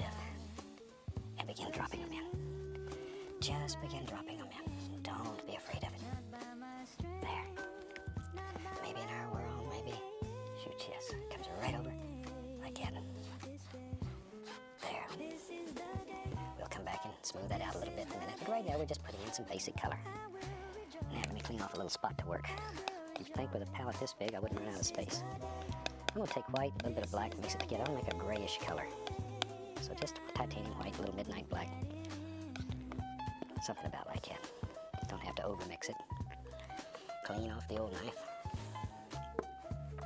Let's go right through that grayish color. We'll use the same old brush. I want a shadow side to this mountain, so I'm going to use this gray color to do the shadow. And our shadow starts right there, comes down, see there? Like that, that's all there is to it. Now, we'll just apply a little of that gray color to make our shadow side. And this angle right here is very important. It's your good friend. It's a real good friend. Take care of it. There. Maybe somewhere in here. We don't know yet. We'll decide all this later. Right now we're just blocking in a little color. About like that. Back to my pure titanium white. There. Look at that. See how that just looks like a sheer drop? That easy. That easy. But I want this angle right here to indicate that it's bending toward me. Okay, back to black. Maybe, yep, right in here. Maybe there's a big rock. Big old rock right in here. Maybe this big old rock is, I don't know. You decide where your big old things live in here. Let your imagination take you wherever you want to be. Wherever you want to be. Maybe this comes down. There. Just let it go. I don't know exactly where we're going with this. I don't know that it matters. Because anything that happens here is wonderful. We can work with it. We can work with it. There's a big old rock that lives right out here. About like that. And maybe there's even a big rock protruding right out of the side of this big thing here. Because we know there's rocks underneath there. We know they're underneath there. Maybe over in here there's a little something. Wherever. I'm gonna grab the small knife. I can get into these little places here. I just want to sort of blend that edge out. Just sort of blend it out. And follow the angles that you put in here. Most important, just wiping the knife off. Just wiping the knife off. There. That's all there is to it. But you can put all kinds of big old things hanging off the side there. Maybe you can see little things up in here. Wherever. There. A little bit of the white. I'm still using the small knife here. I want to just sort of bring this together a little better. When you're at home doing this and have unlimited time, you can really smooth this out and make it gorgeous. Make it gorgeous. Some little things all up in here. I'm going to get the little blender brush. It's very soft. You can blend right over the top of this. And just very gently bring this together. Make it smooth as silk. There. Like that. Back to my Prussian blue. We'll put a few little shadows on here. Just a few little guys. Live right in there. Gotta have a shadow on this big old rock. There, you decide. Once again, painting is such an individual thing, and each person sees nature through different eyes. And how you see it is the way it should be painted. See, just by changing the angles here a little bit, we can come back in here and make this look like there's a little snow laying right up in here. Just sort of a little recessed area right in there. Sneaky. Now back to our 2-inch brush. And bring some snow right out of here. I'm intentionally picking up some of that dark color so it'll make shadows in there. So I want that snow to look like it's just coming up there and laying right up on the top. And maybe it comes right up like that. But put another little rock right here. And see, that'll help push that back. Just play back and forth with rocks and stones and angles, and all these things will happen for you. A little practice and you'll be shocked at what you can do. Now then, maybe, yep, comes right down. Like that. Right over the side. Right over the side, just like a waterfall sort of, only this is snow. Just let it fall right down through there. There, just sort of blend all that together. I'll grab the little blender brush and smooth it out real smooth. There, see? The little blender brush just smooths things. There we are.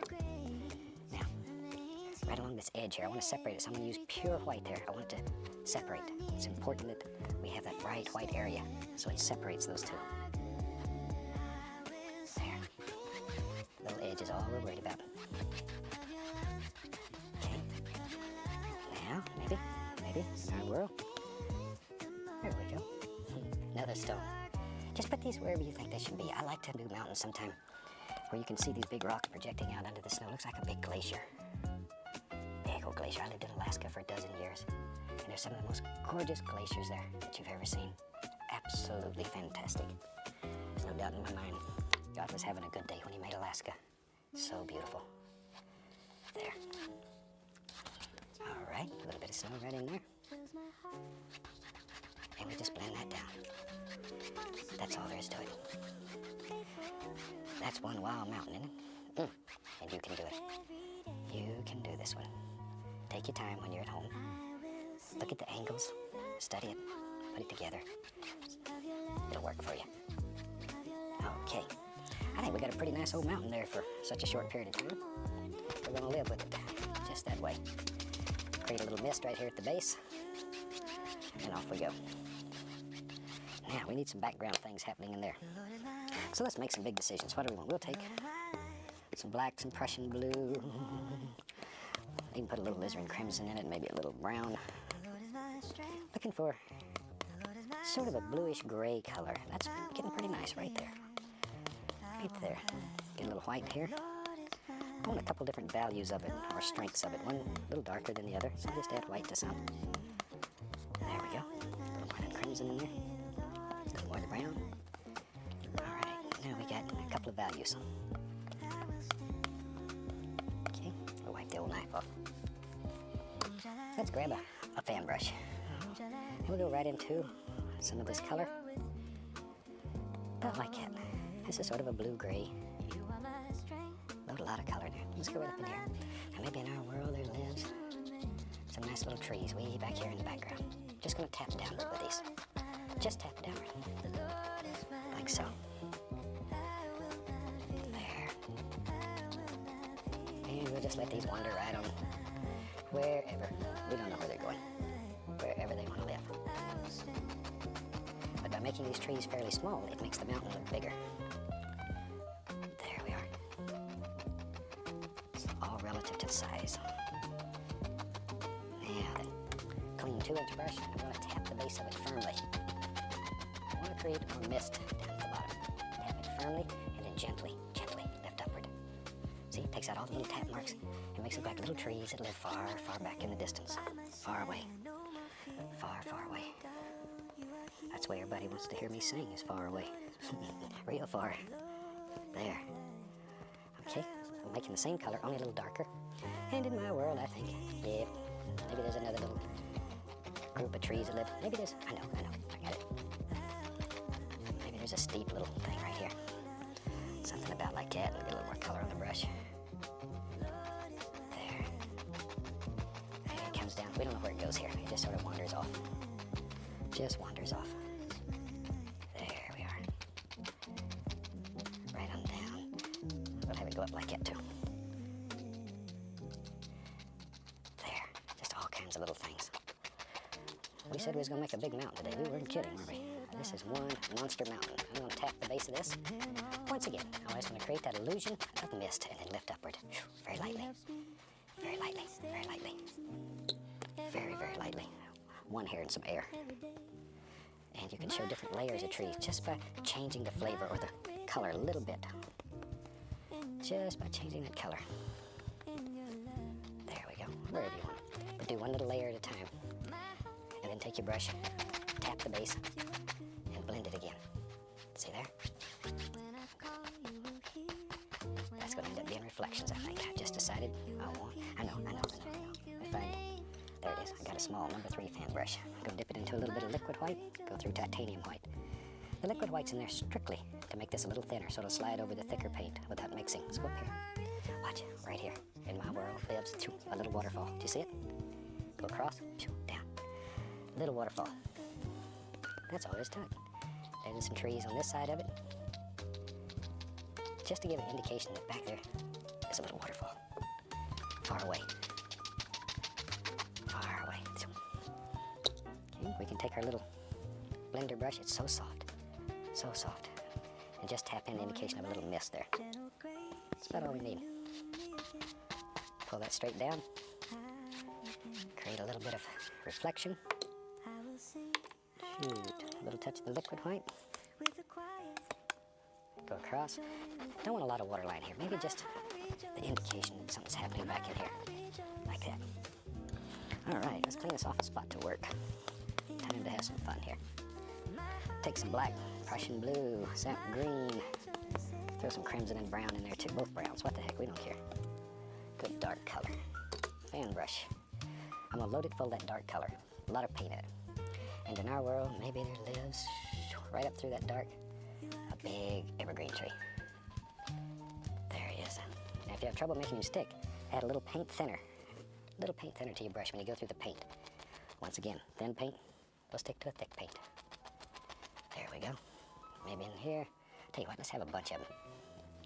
We got a couple minutes left here. We'll just put in a whole little forest. There. Put in some little shapes. Here and there. The indication of some individual trees. Those are far away. There. A little closer to us. They're a little bigger, a little more distinct. There we are. All right. I like to paint trees. We'll do one more. One more. Like that. We'll take that same brush, go right through the yellows. Cad yellow, yellow ochre, and that'll make green just by going through it. There, see? Just load it up. Go back up here. Take a little bit of that green, and we'll highlight our little trees. There they are. Just some highlights living out here. There. Maybe even back here. Just an indication of a few little things that live in there. And we'll take an old big brush. Maybe we'll turn this into a little peninsula. It lives right out like that. That's all there is to it. Just tap in a little bit of color. I'm going to pull some of that down so it'll reflect right into the water. There. And go across. That easy. Same old brush. I'll go through some of the yellows. There. And we'll just put an indication. A little grassy area lives right up in here. About like that. Little Indian yellow. Once in a while, a little touch of the bright red. Not much bright red. Just a little. Just a little. Little things back in here. Let's take, I'll take a little black, a little bit of brown mixed together. And I'm going to put paint thinner with it to thin it down. I want to thin it very thin. Very thin. There we go. Take our filbert, go right through that dark color. And the other side we'll go through white with a little bit of brown in it. A little bit of the dark sienna. So we have dark on one side, light on the other. And let's go right up in here and make some little stones that live up in there. There, wherever you think they should live. Right in here. Maybe there's even some out in here. I don't know. You just put them wherever you want them. But you can make the entire stone in just one stroke this way. There we go. Take a little bit of the liquid white. Put us in a little waterline around these. Something like so. Don't want a lot of waterline. Just a little. Just sort of bring it together. I'm gonna put in one little bushy up here, and I'm gonna call this one done. But I'm gonna take a little green on the 1-inch brush. I know there's a little bush lives right here. Happy little bush. Nah, there's two. You're right. Not like that. I think with that, if we had a little red, we could sign this rascal. Call him done. We'll sign him right here. Hope you've enjoyed this little painting. It'll give you a challenge. It's a lot of fun. Let me know how you do with it. From all of us here, I'd like to wish you happy painting, and God bless, my friend.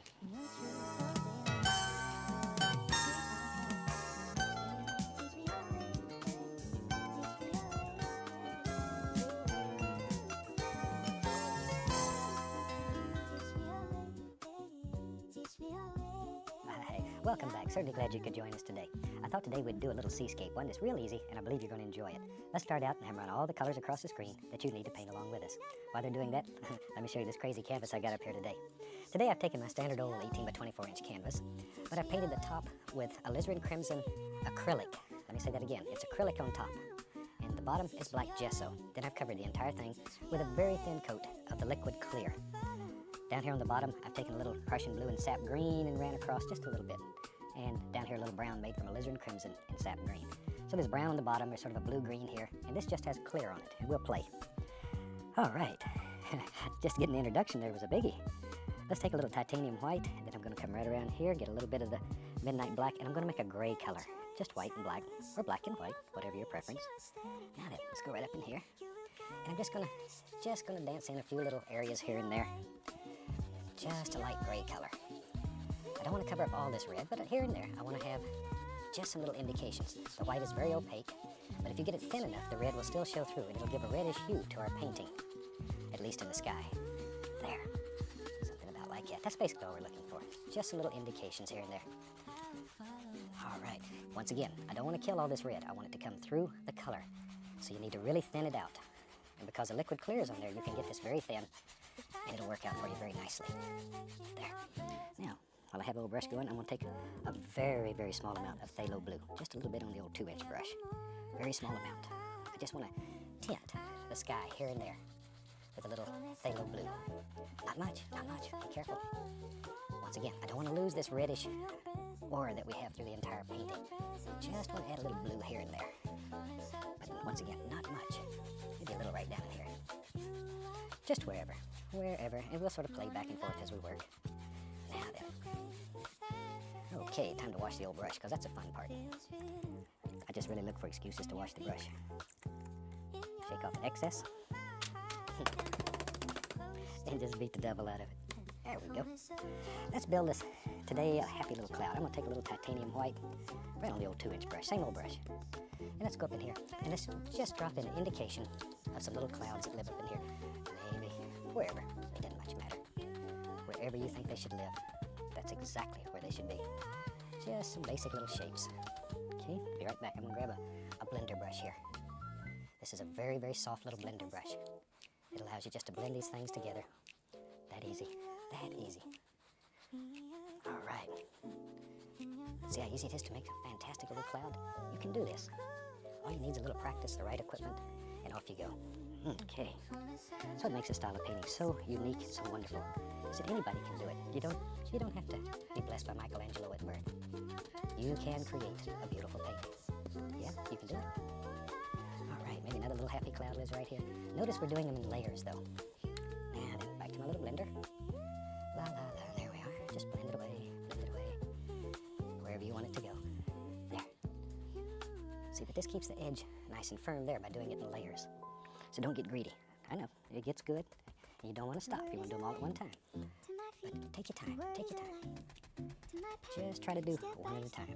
There. Maybe just letting this sort of dance around. Maybe it comes right out here. Wherever. We're going to have some big clouds in the sky today. So you just decide where you want them and drop them in. It's really that easy. Just tap them in. Maybe there's even a little bit goes off in here somewhere. Back to our little blender. That's all I'm doing, just picking up the blender. And then we'll begin putting these together. Just blend them away. Very softly. We're going to have a monster sky in this one, I can tell. There. Little blender brush though. It's so soft you can go right over the paint without mixing it all up. There we go. I'm going to just feather those edges out till they're very quiet. You almost don't see them. They just sort of disappear. There we are. I like it. It's all we need. It's all we need. All it is. Looking like a pretty nice little sky. I like to do skies like this. They're a lot of fun. A little more white. I'm not stopping yet. I think we'll just put another happy little cloud in there. Maybe it comes around like that. It goes off. You make a decision. In your world, you decide where everything lives. The clouds, the sky, little birds. There. I'm just going to put another cloud here. You know, in one of the earlier shows, a couple of the earlier shows, I showed one of my little baby squirrels that I'm raising right now. We've had so many people write and say, I want to see him again. So I'm going to put up a little bit of footage here and let you just check out my little squirrel. This is the one we call Peapod Jr. because he sort of likes to live in my shirt too. Yeah, isn't he a mess? I love these little rascals. They're so much fun to feed and to play with and to work with. It creates a whole new awareness of nature when you work with little animals like this. Probably in every town in the country, there are people who work with injured and orphaned animals. And this is where I get all these little animals that you see. I try to work with these people and help them out. Any way I can make their life a little easier. And they allow me to share just what you see right there. Some of God's little creatures. Isn't he adorable? By the time you see this, he'll be living out in my backyard. Because we do not keep these little animals. These are wild animals. And they're meant to live outside. And that's where we put them. But hopefully, he'll hang around the backyard and allow me to continue to share his world for a little while. Look at there. He's not the neatest eater in the world, is he? But that's okay. Every year I raise several of these little rascals and turn them loose. There, just gives you a good feeling. All I'm doing is just putting in some clouds while you watch little Peapod Jr. there. All right, he wouldn't share either, you notice that? That's totally his, none of that's for me. Okay, I think we about have a little sky finish. Hope you enjoy watching those little critters, because they really are fun, and they're very important in my life. So I took a little touch of the phthalo blue and just added right there. Just a little touch. All right. Now, I have a little piece of masking tape here just to protect my horizon line. But that's the only reason it's there. A little touch more of the phthalo blue. I already have white on this little blender, so they'll just sort of mix together. Isn't that a wild sky? I bet there's a storm coming here. All right. Now then, I get to wash the old brush again. That's really all I wanted to do. We wash our brushes, as you know, in odorless paint thinner. Shake off the excess.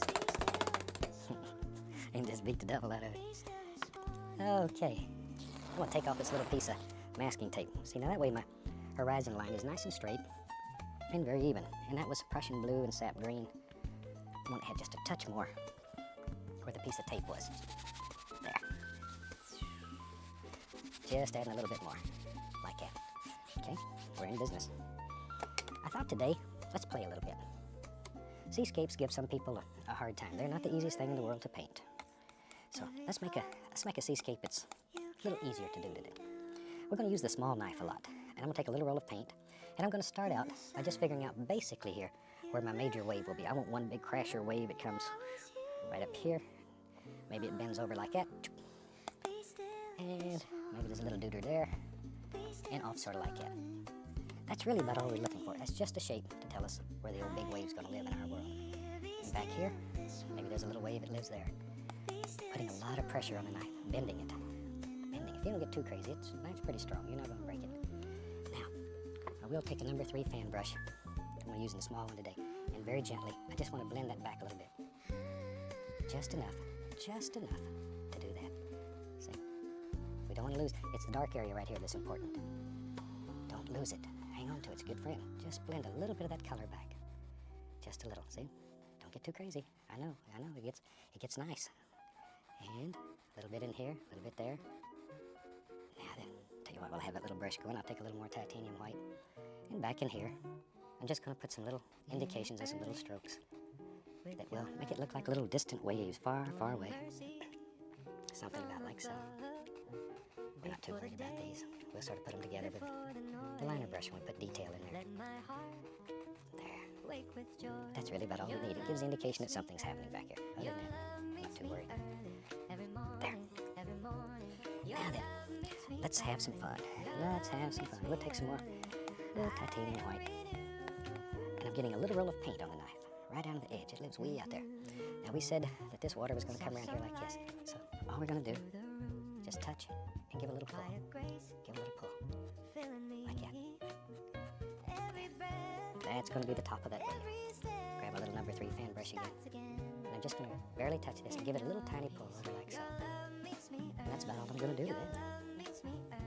Now, we need an eye in the wave. Or as it's commonly known, the pretty part. We'll take a little titanium white and go right up in here and just begin rubbing with a knife. Just rub it. Like that. See? That's all you have to do is rub it. It'll get as smooth. We'll take a little bit of the cadmium yellow, a little white, and we'll put a little touch right in here and rub that. There. Looks like sunlight just zipping right through there. Just like so. But already, see, it's beginning to give the impression of a wave. It's that easy. Okay. Take a little phthalo blue, alizarin crimson, proportionally much more crimson than the blue. All right. Let's grab a little white and put in there so I can see what color I've got. Ooh, I like that. I like that color. Nice one. Sometimes it just works. Wonderful. And we'll come right in here and we'll put a little indication, maybe a shadow. There, and just rub it in. It's going to mix with that color that's on the canvas automatically. This old crasher wave goes right up there and breaks the horizon. There we go. Just splash it up in the sky. About like that. We don't know where it's going yet. We'll make that decision in a little while. Take a little phthalo blue, little bit of white. There. And we'll just make a nice bluish color, maybe a little darker than that. About like that. That's pretty nice. I like that color. All right. There. Now we have several different values we can use. And we can begin thinking about maybe there's a little neuter that comes right there. I know, it didn't make any sense yet. Watch, watch, watch. Watch. It'll come. It'll come. Here comes the water. Coming right down. We can just put all kinds of little things in there. Just blend them together. This knife will do fantastic things if you just give it a chance. Just rub it.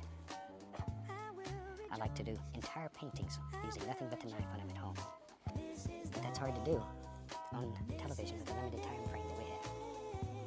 But you can do the entire painting with nothing but the knife. You really can. All right.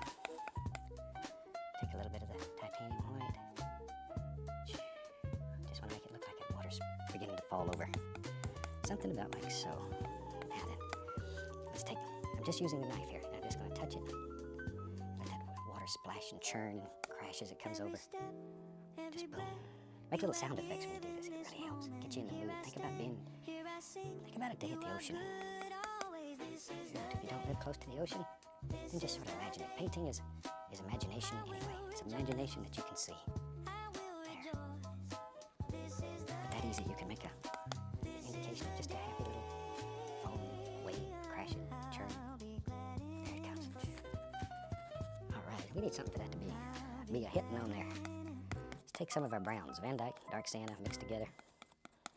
Throw some black in there too. I want it dark. Maybe, yeah. Let's put us a nice rock right here. There it is. Just a big old happy rock. Gotta have something for all this to splash on. There I go making a noise again. I'm sorry, I get carried away making noises. If you was to record me at home when I'm painting by myself, people think you're nuts. I sit around all by myself in a big old empty house. And make weird little noises.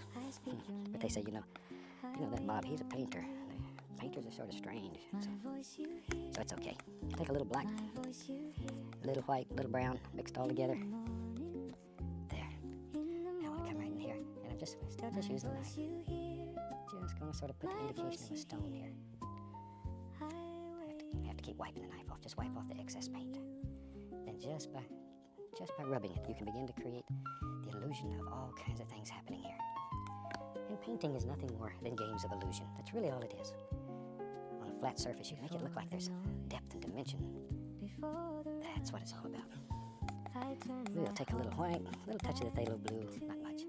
And very gently, just begin bringing these two together. Just churning and fighting, crashing and carrying on there. There we are. Something about like that. All right. Now, let's find, there's one. We'll take a little Indian yellow, some white, and just mix them together. Indian yellow is a very bright yellow. Let's go up in here. Maybe, shoot, right there. We'll put some reflection right in the water. About like that. Now, if you start in the brightest area and work out, automatically it'll pick up that color underneath and get darker and darker as it works out. A little more color, lightest area, and then we work outward. That easy. See, it gets darker and darker automatically. Now we'll go across, just like we're making reflections, because that's what it is. It's just a reflected color. Now already it looks wet. Like it. Now then, time to start having some fun here. Take a little white, a little blue, and maybe firm pressure right along in here. Like that. Firm pressure. There we go. Really get in there and work it. But isn't that a neat way to make a little seascape? And as I say, if you've had trouble with seascapes before, this might be the answer to your problem. Because it's very simple, it works. Put another little deuter out there. Firm pressure, I want that nice edge to be there. And you need to wipe the knife continually, get the paint off. There. Running around something like that. A few of these little deuters, we can bring them. See, it's up to you. You make the decisions. You make the decisions. Wherever you want them to be. All right.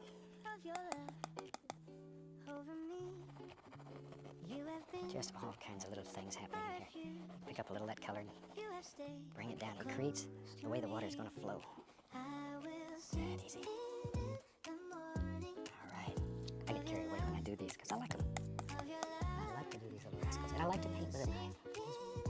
It's really, as I say, when you're at home, you can paint entire paintings using nothing but the knife. Try it. You'll like it. I'm gonna take a little more of the blue and the white. Once again, our little roll of paint. I want one more of those little doers. There's right here. Something about like that. So it just goes around off the canvas. Gives it a little more depth. And a few little things. Now we can take our little fan brush and very gently just grab that and pull it back right across the water there. See? Just pull it back. Just grab that color. That needs to go pretty straight. You don't want your water to look like it's running up the side of a mountain or something. It needs to go fairly straight. Isn't that a super simple little way of making a very effective seascape? I think you'll like that one. Try it. And I'd love to hear from you. You know, if you have time, drop me a line. Send me a photograph of your paintings. Ah, gosh, we get some of the most beautiful photographs. People are doing all over the country. Marvelous, marvelous paintings. I want to brighten that so it stands out. Looks like the water's coming over a little bit. There, a little bit in there. It's up to you. You decide where all these little rascals live. Splash a few little more things up in here. Don't want to get this too crazy. Up in here. There. All right. As I mentioned, we could take the script liner brush, a little paint thinner. I'm using white with a touch, just a touch of phthalo blue in it. In here and there and there. You could get in here and put in some details. Just put in all kinds of little waves and things that make your seascape really special, fantastic looking. But that easy. Just thin the paint down with paint thinner, and then it'll slide right over here.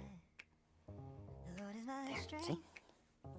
Once again, I think this is one of the easiest seascapes we've ever come up with. It's a lot of fun to do, and you really can do this one. You'll have it to do it, just comes right down the wave here. Anywhere you want them. There we go. And you can put as much detail in your world as you want. Or you can stop right there, you know, right where it was. Take a little of that lavender color. I just want to highlight right around the edge of that little dark line will help set everything off.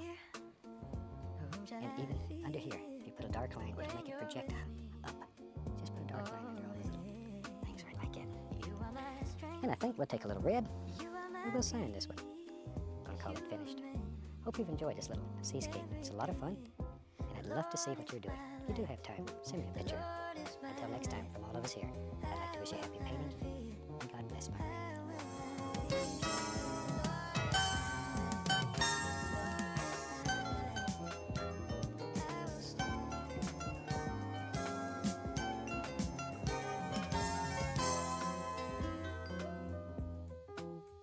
Hi, welcome back. Certainly glad you could join us today. Thought today we'd just do a little painting. It's a lot of fun, and I think you'll enjoy it. So let's start out and have run all the colors across the screen that you need to paint along with us. While they're doing that, let me show you what I got today. Today I have my regular old pre-stretched double prime canvas up here, and I'm using 18 by 24, but you use whatever size is convenient. And I've taken a piece of contact paper or sticky back paper, and I've just cut an oval in it. Might not be able to see that too plain yet. We will by the end of the show. Just cut an oval in it, stuck it on the canvas, then I've covered this part with liquid white. So it's all wet and slick and ready to go.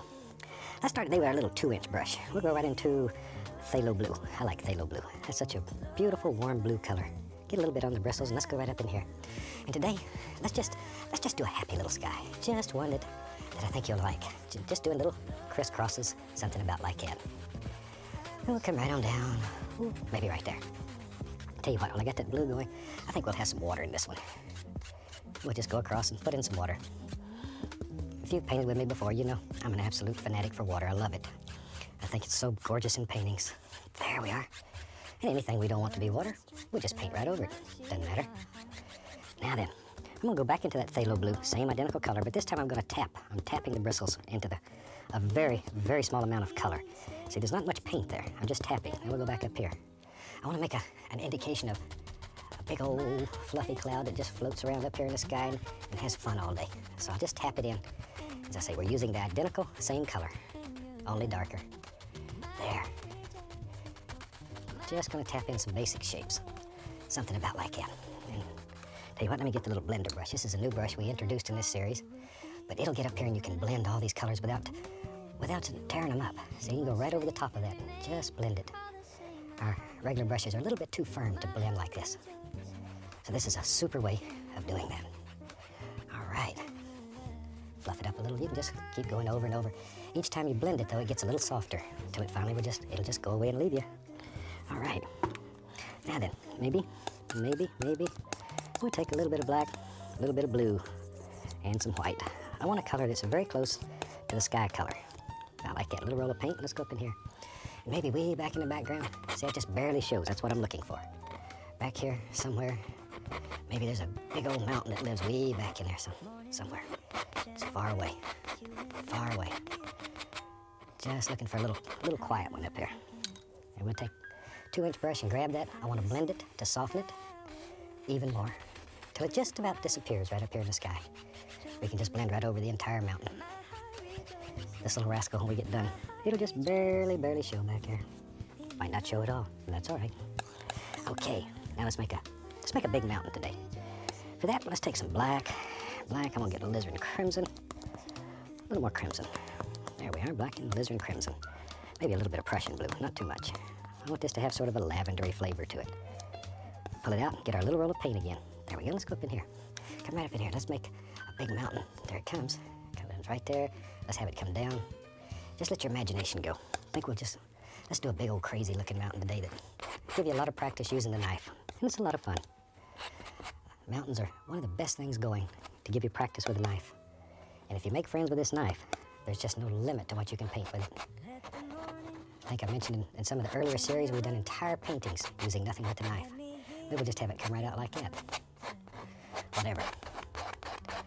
Pull it down. So you can just change the shape however you want it, because this is your world right here. Scrape off all the excess paint. Really get in there and scrape it off. Take a big brush, pull that paint down. Once again, that removes excess paint, and it's continually blending with the liquid white that's on the canvas, so your mountain automatically will get lighter and lighter down here toward the base. Right now it doesn't look like too much, but hopefully in a few minutes it'll get a little better looking. All right, let's mix up some color to go on our mountain. For that, today I think I'll use white, maybe a little black in it. Gray it down some, maybe a little more. There. Just white with a little bit of black in it, something like that. Cut off our little roll of paint. Let's go back up here. Maybe today, let's have a mountain that maybe is highlighted over here on this side. Just let that flow right on down. Comes right up here. There. Big old mountain that lives way back here. Maybe. Yeah, let's have it come right down. I know, let's have it come right on out here. I don't care. When you're doing your painting, you decide where your mountain lives, what it looks like, how the angles are, where the highlights and the shadows are. It's totally and completely up to you. I'll mix up a little more. You take some white, a little bit of the Prussian blue. We'll put some black in there to dull it down. Don't want to overmix. I'm even going to put a little brown into it, a little dark sienna, a little Van Dyke. So see how marbled the color is, though? I want to keep that, because that's right there in that roll of paint. Then with that, we can come up here and we can begin adding in a few little shadows. Just a few little shadows. They live right in here. There. Just little sneaky things. Pick up a little bit of the dark sienna. Just let it bounce right along in here like you can see some of the mountain color. There we go. Just sort of let these little things play and bounce across here. Very gently. I'm going back to the solid dark color that I used to make the mountain. And we'll put a little bit of that here and there. See, that makes deep, dark areas in there. Just sort of separates everything. Just a few of them, here and there. There. I'm going over in here, put a few little things to make that look very deep and dark. Little area in between there. Maybe, shoot, I tell you what, maybe there's a little peak in here. I don't know.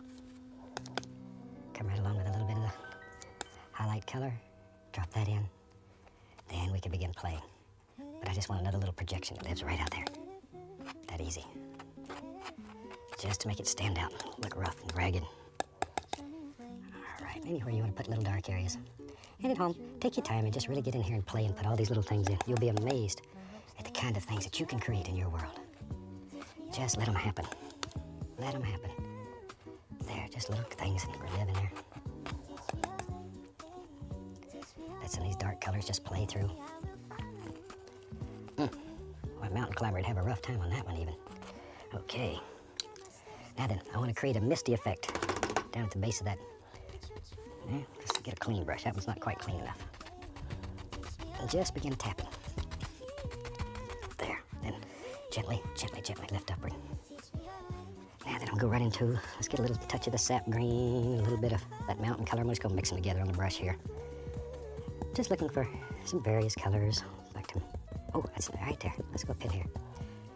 And we'll put some little things right in here that eventually, hopefully, will look like little trees that go right up the side of the mountain. Because we're going to lift them upward. Just give them a little upward lift. There, see them? All kinds of little things that live in there. Just pop them up. That easy. Just load a little more paint there. Pop these up. Let's see all the different planes that you can make in there. Look at there. You'd have to track all the way up here to get clean up that mountain. Ooh, we keep going here. We're going to have Mount McKinley. I used to live not far from Mount McKinley. It's one of the most gorgeous places in the world. Let's wash the old brush. Shake it off. Just beat the devil out of it. All right. Today maybe I'll use a little round brush. And let's go in. We'll use a little bit of that mountain color. We'll put a little bit of sap green with it. Be right back. I'm gonna grab a little white over here.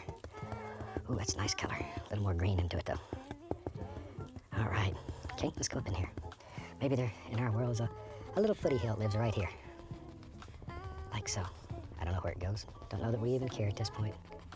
It goes wherever you want it to go. Then grab this and lift it up. See there? Just another layer. Now I want to create mist at the bottom of this. I'll take a 2-inch brush, just a clean 2-inch brush, tap it. That'll soften the bottom of it. Make it very, very soft. Okay. And maybe let's have something a little darker in there now. Let's have, maybe some little bushes that live right in here. I want to put a dark area against the lights. Still using a little small round brush. Just put the indication of some little things that live way, way back in the distance, far away.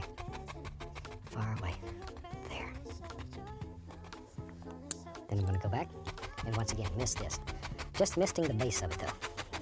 And this little misty area, as you can see above there, that becomes your separator. That separates the different planes in your painting, or the different layers. I'm going to add a little bit of cadmium yellow to the same color that I did the back one with, and maybe put another layer in. A little yellow ochre too. There, that's much better. It stands out better now. See, just lift it up. But very gently. Very gently. And that'll give us all kinds of little things that live way back in there. Lightly, lightly. Just barely, barely touching. Let's see here. Let's take a little bit of green, a little bit of that black into it. Let's just put something here. See, we'll just lay a little color on. Then you just take a fan brush and lift it up. Look like little trees that live way back here. Just lay a little thick color on. See, pop it up. That easy. Get a little touch of the liquid white, pull it out flat. A little bit of that same color, that greenish color that we were using before, put it in the liquid white. Then I get a little bit on the edge of the knife, and we can go right up in here and make it look like little grassy banks right along in there. Something like that. Okay. Back to our brush, it has all those colors on it we use. Let me add a little more. And while we have this here, let's pull that down. Just make a happy little reflection. It goes right out here. See, I probably should have done this before I put the water line in. Would have made it easier. So, but we can just go right back and put it in again. It's easy to do. Because as you know, we don't make any mistakes. There we are. Okay, good. Now then, maybe, let's see what we got going here. I gotta clean off a spot to work. Even with a palette this big, run out of room sometime. Let's take some black Prussian blue, alizarin crimson, a little sap green in it. Okay, maybe a little more green. Wipe off the old knife. We'll go in here with I'm using a number 3 fan brush today. Okay, let's go up in here. Maybe in our world there lives a few little evergreen trees right in here. Something about like that. Give him a little friend lives there with him. You know me, I think everybody should have a little friend. There we go. Shoot, why do I have another one? There. Little rascals live everywhere. Okay. Find my brush there, got too many brushes going. Maybe right in front of here, we'll put another little layer. That'll help push those trees back a little bit further.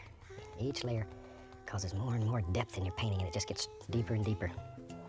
Okay, now then, time for some big decisions. I'm gonna find a bigger fan brush because it's a little bit faster. I'll go back into that same tree color. I'm gonna make another tree. That was so much fun. Load it full of color, a lot of paint. Let's go up in here. Maybe, you're right, there it is. There he lives, little tree lives right there. Hey, that's gonna be a pretty big tree. That's all right. It's our world, we can make a tree any size we want it. Any size we want it. In fact, let's make one even bigger. There. Use just the corner of the brush, and as you work down, push harder and harder, forcing the bristles to bend. We'll separate them with highlights. Right now, we're just looking for basic shapes, that's all. Just take that same color, little round brush here. Maybe there's a little peninsula that sticks right out like that. And if we had all that, we need a reflection, so we might as well just drop it in while we get the old brush going. There we are. Take a 2-inch brush, grab that, pull it down. Instant reflections. That easy. Let's see here. There's one that's not too dirty. Take a little bit of yellow, a little bit of sap green, yellow ochre, Indian yellow. And occasionally, I'll probably hit a little bit of the bright red. Okay, tap a little color on the brush. And maybe up in here, we'll just have a few little highlights right in there. Let me load a little more color on here, so it shows up a little stronger. There we go. That's nice. That's nice. Maybe just make a decision. See there? There's a little bush. It has little yellow flowers on it. And that's just one of those happy accidents. It works sometimes. There. See? We have all kinds of little things out here. Take a little bit of Van Dyke brown. Let's just come in here and put in the indication of a little land. A little touch of brown and white. Come right back. Put in a little bit of highlight on there. We'll take some liquid white. And with that, just cut in indication of a little water line. Something like so. Maybe, we'll get the small knife. I'll do, maybe come right up in here. Maybe there's some little stones. See here? Live right out here in the water. Just some happy little stones. Some of that little highlight color, just go across like that. There we are. A little touch of the liquid white. Put some water lines around those little stones. Look at there. There they come. There they are. We'll get the old 2-inch brush here. Maybe. Yep.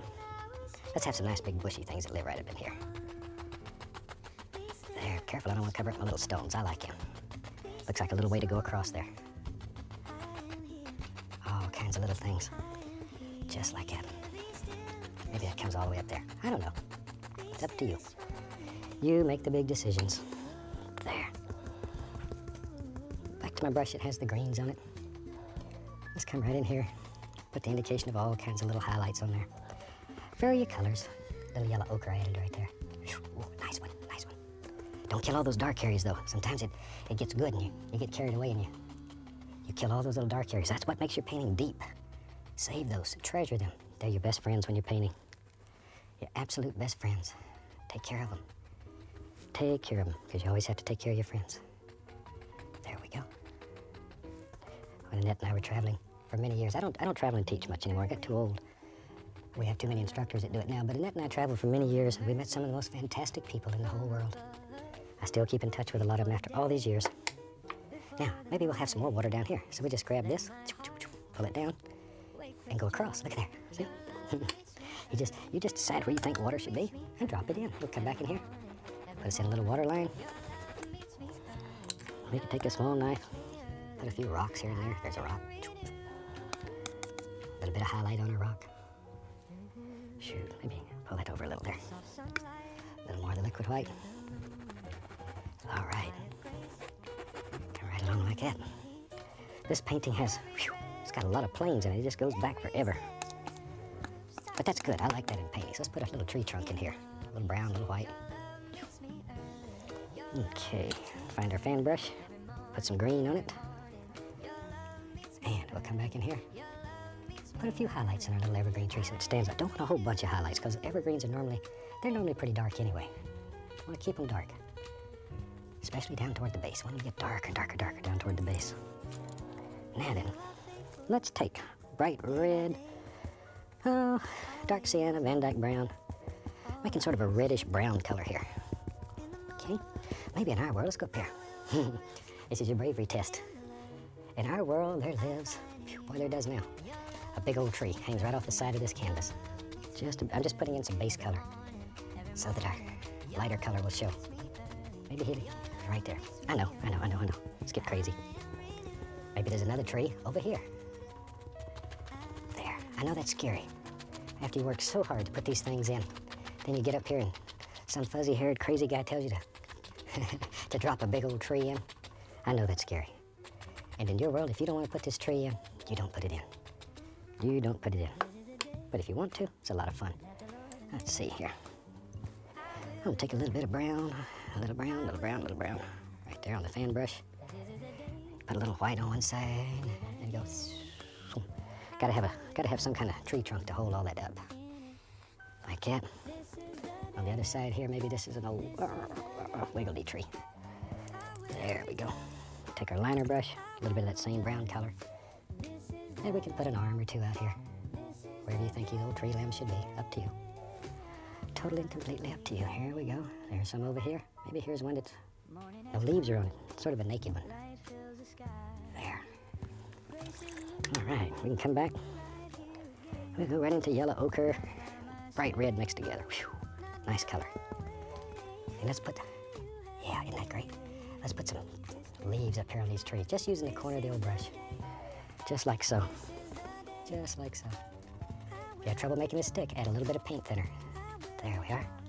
If you go on the other side, look at that, isn't that fantastic? I've painted thousands and thousands of paintings, and it still gets me excited to see this work. I think it's a moment of truth. Let's bring the camera up here and let's take the contact paper off and see what we got. Look at there, isn't that something?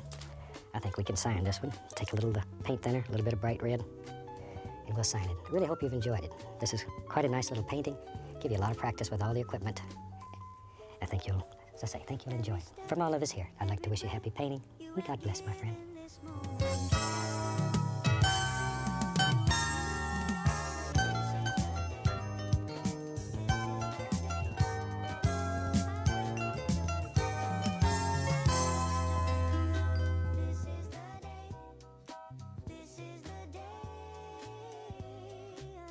Hi, I'm glad you could join me again today. And they say sometimes you save the best to last. And this is our last show of this, the 7th series. So maybe this is the best.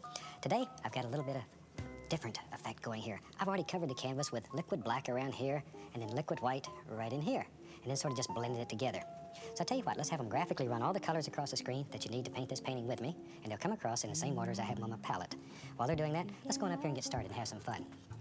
I'm gonna put a very colorful little sky in here. We'll make a happy little painting. I'm going to a touch of Indian yellow. Just a touch, just a touch. Pull a little bit of that out, tap it into the bristles. Just like that. Just gently tap. Okay, let's go up here. Now maybe right in here, very lightly, just making little crisscrosses. Just bounce in some happy little colors. There we go.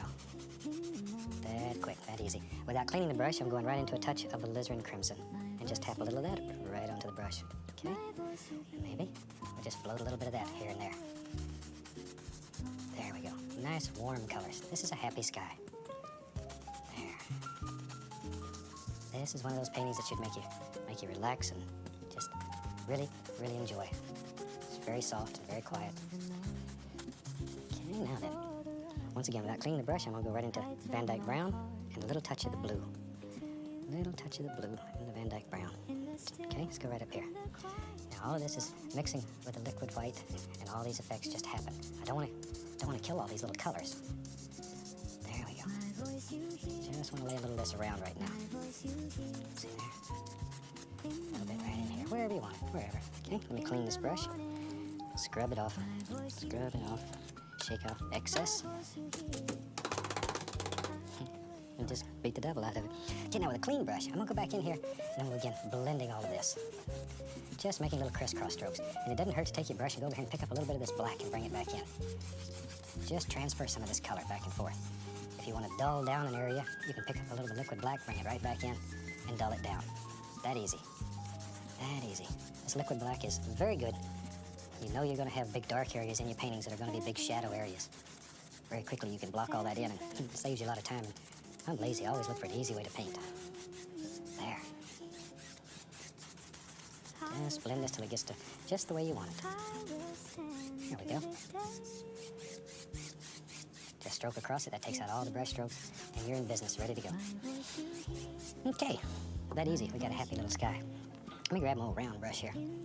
And let's mix up a little bit of, we'll take some crimson and some blue and make a purplish lavender color, whatever.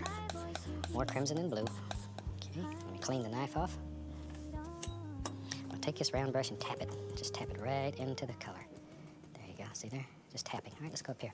Now there's some little trees back in the background. So, very lightly, just barely touching the canvas. Again, laying in some happy little shapes right here. How do you want this tree to look? Where does he live? See there? That easy. Just let your imagination go in here. Pop in all these little happy shapes. There's another one. And very lightly. The lighter they are, they look like they're farther and farther away. Very light. Some of them are going to leave just like they are when we get done. Barely touch. Barely touch. Touch. Whisper light. Whisper, whisper. Okay, right on down in here. I don't know. Wherever you want them. Wherever you want them. But darker at the base than at the top. Okay, right on across. That'll give us some nice little background trees. That easy. Tell you what, let's take the knife and I'll go into a little bit of the brown, pull it out, cut across, and just a little tiny roll of paint right out on the edge of the knife. There we go. Now, just put the indication here and there of a few little trunks, and all I'm doing is just touching the canvas. Let the canvas pull off what it wants. It'll give you back what's left. There. Just here and there. We're not looking for a lot of distinct shapes. Just some little indications. You can just take the clean point of the knife, scratch in all kind of happy little things out. Now, same old dirty round brush. Same old brush. I'm gonna go into a little bit of blue here, a little bit of the crimson, and some white, and just tap it. I'm mixing color right on the brush. Okay, let's go up here. Put some happy little colors in here, and begin deciding where some little highlights are. Just tap them in. Just tap them in. And you can vary this back and forth a little bit between the two colors and put in all kinds of little things. Maybe right in here lives one that it has a little more of the crimson color. It's a little brighter. It shines a little more. You can highlight that with a little bit of white, make it really stand out. Oh, look at there, look at there, look at there. Hello. Hello. So it's about time to end for today. I got a lot done though. I'm glad. I was hoping to get all of it done today because I wasn't able to do much of anything last night because I got so easy. But I hope everybody is doing well. Thank you for hanging out with me as long as you have. Thank you to everybody who dropped by. Thank you to everybody who stuck around. And I am planning on streaming tomorrow. It'll probably be in the afternoon, around 2, most likely. Probably around the same time that I started today. Because I don't remember when I started today or what time. But it'll probably be 2 or 2:30. We are going to raid out, I think, Patui. That's who we'll raid out today. And then we'll go, I'll see you tomorrow and we'll work on some more line art or something else. For this, I like the way I ended up liking the way that the jacket ended up being. Because it's like a jacket with a hood and then it's connected to like a cropped, almost kind of like a cropped hoodie, but it's a different bit of design. And then, you know, the shirt ended up turning out well and stuff like that. And then, and the tails are really cute. I like the way that turned out. And yeah, so I'm looking forward to coloring it, which I hope is soon. And then, yeah, this is what we did. And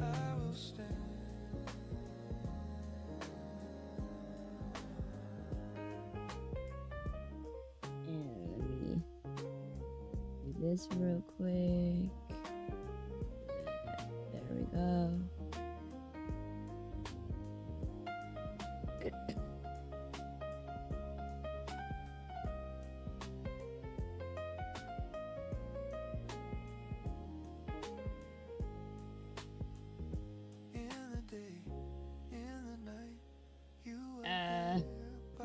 do it. Come on now.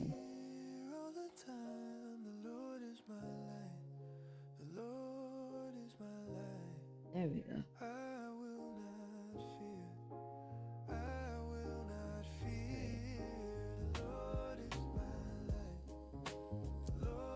Okay, but this is what we came out with. We'll do some more tomorrow. I'm not sure what we'll do tomorrow, but we'll do something that needs to be worked on. So we'll probably do the angel one. I'm gonna move this one out of here into black colors. We'll go from there. And then, what else? Anything else?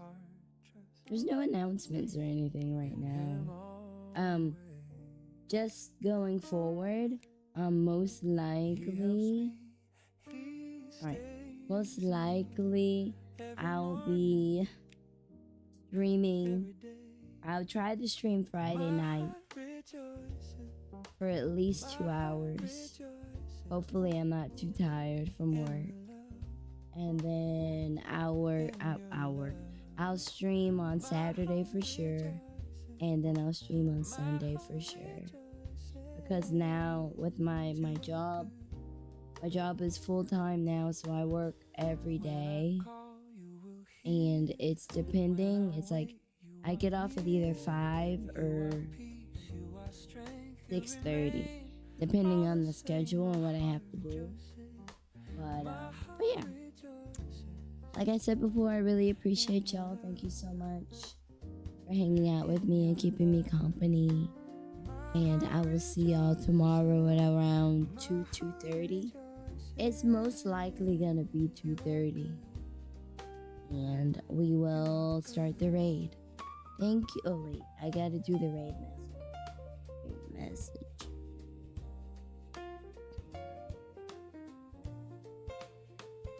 Raid message.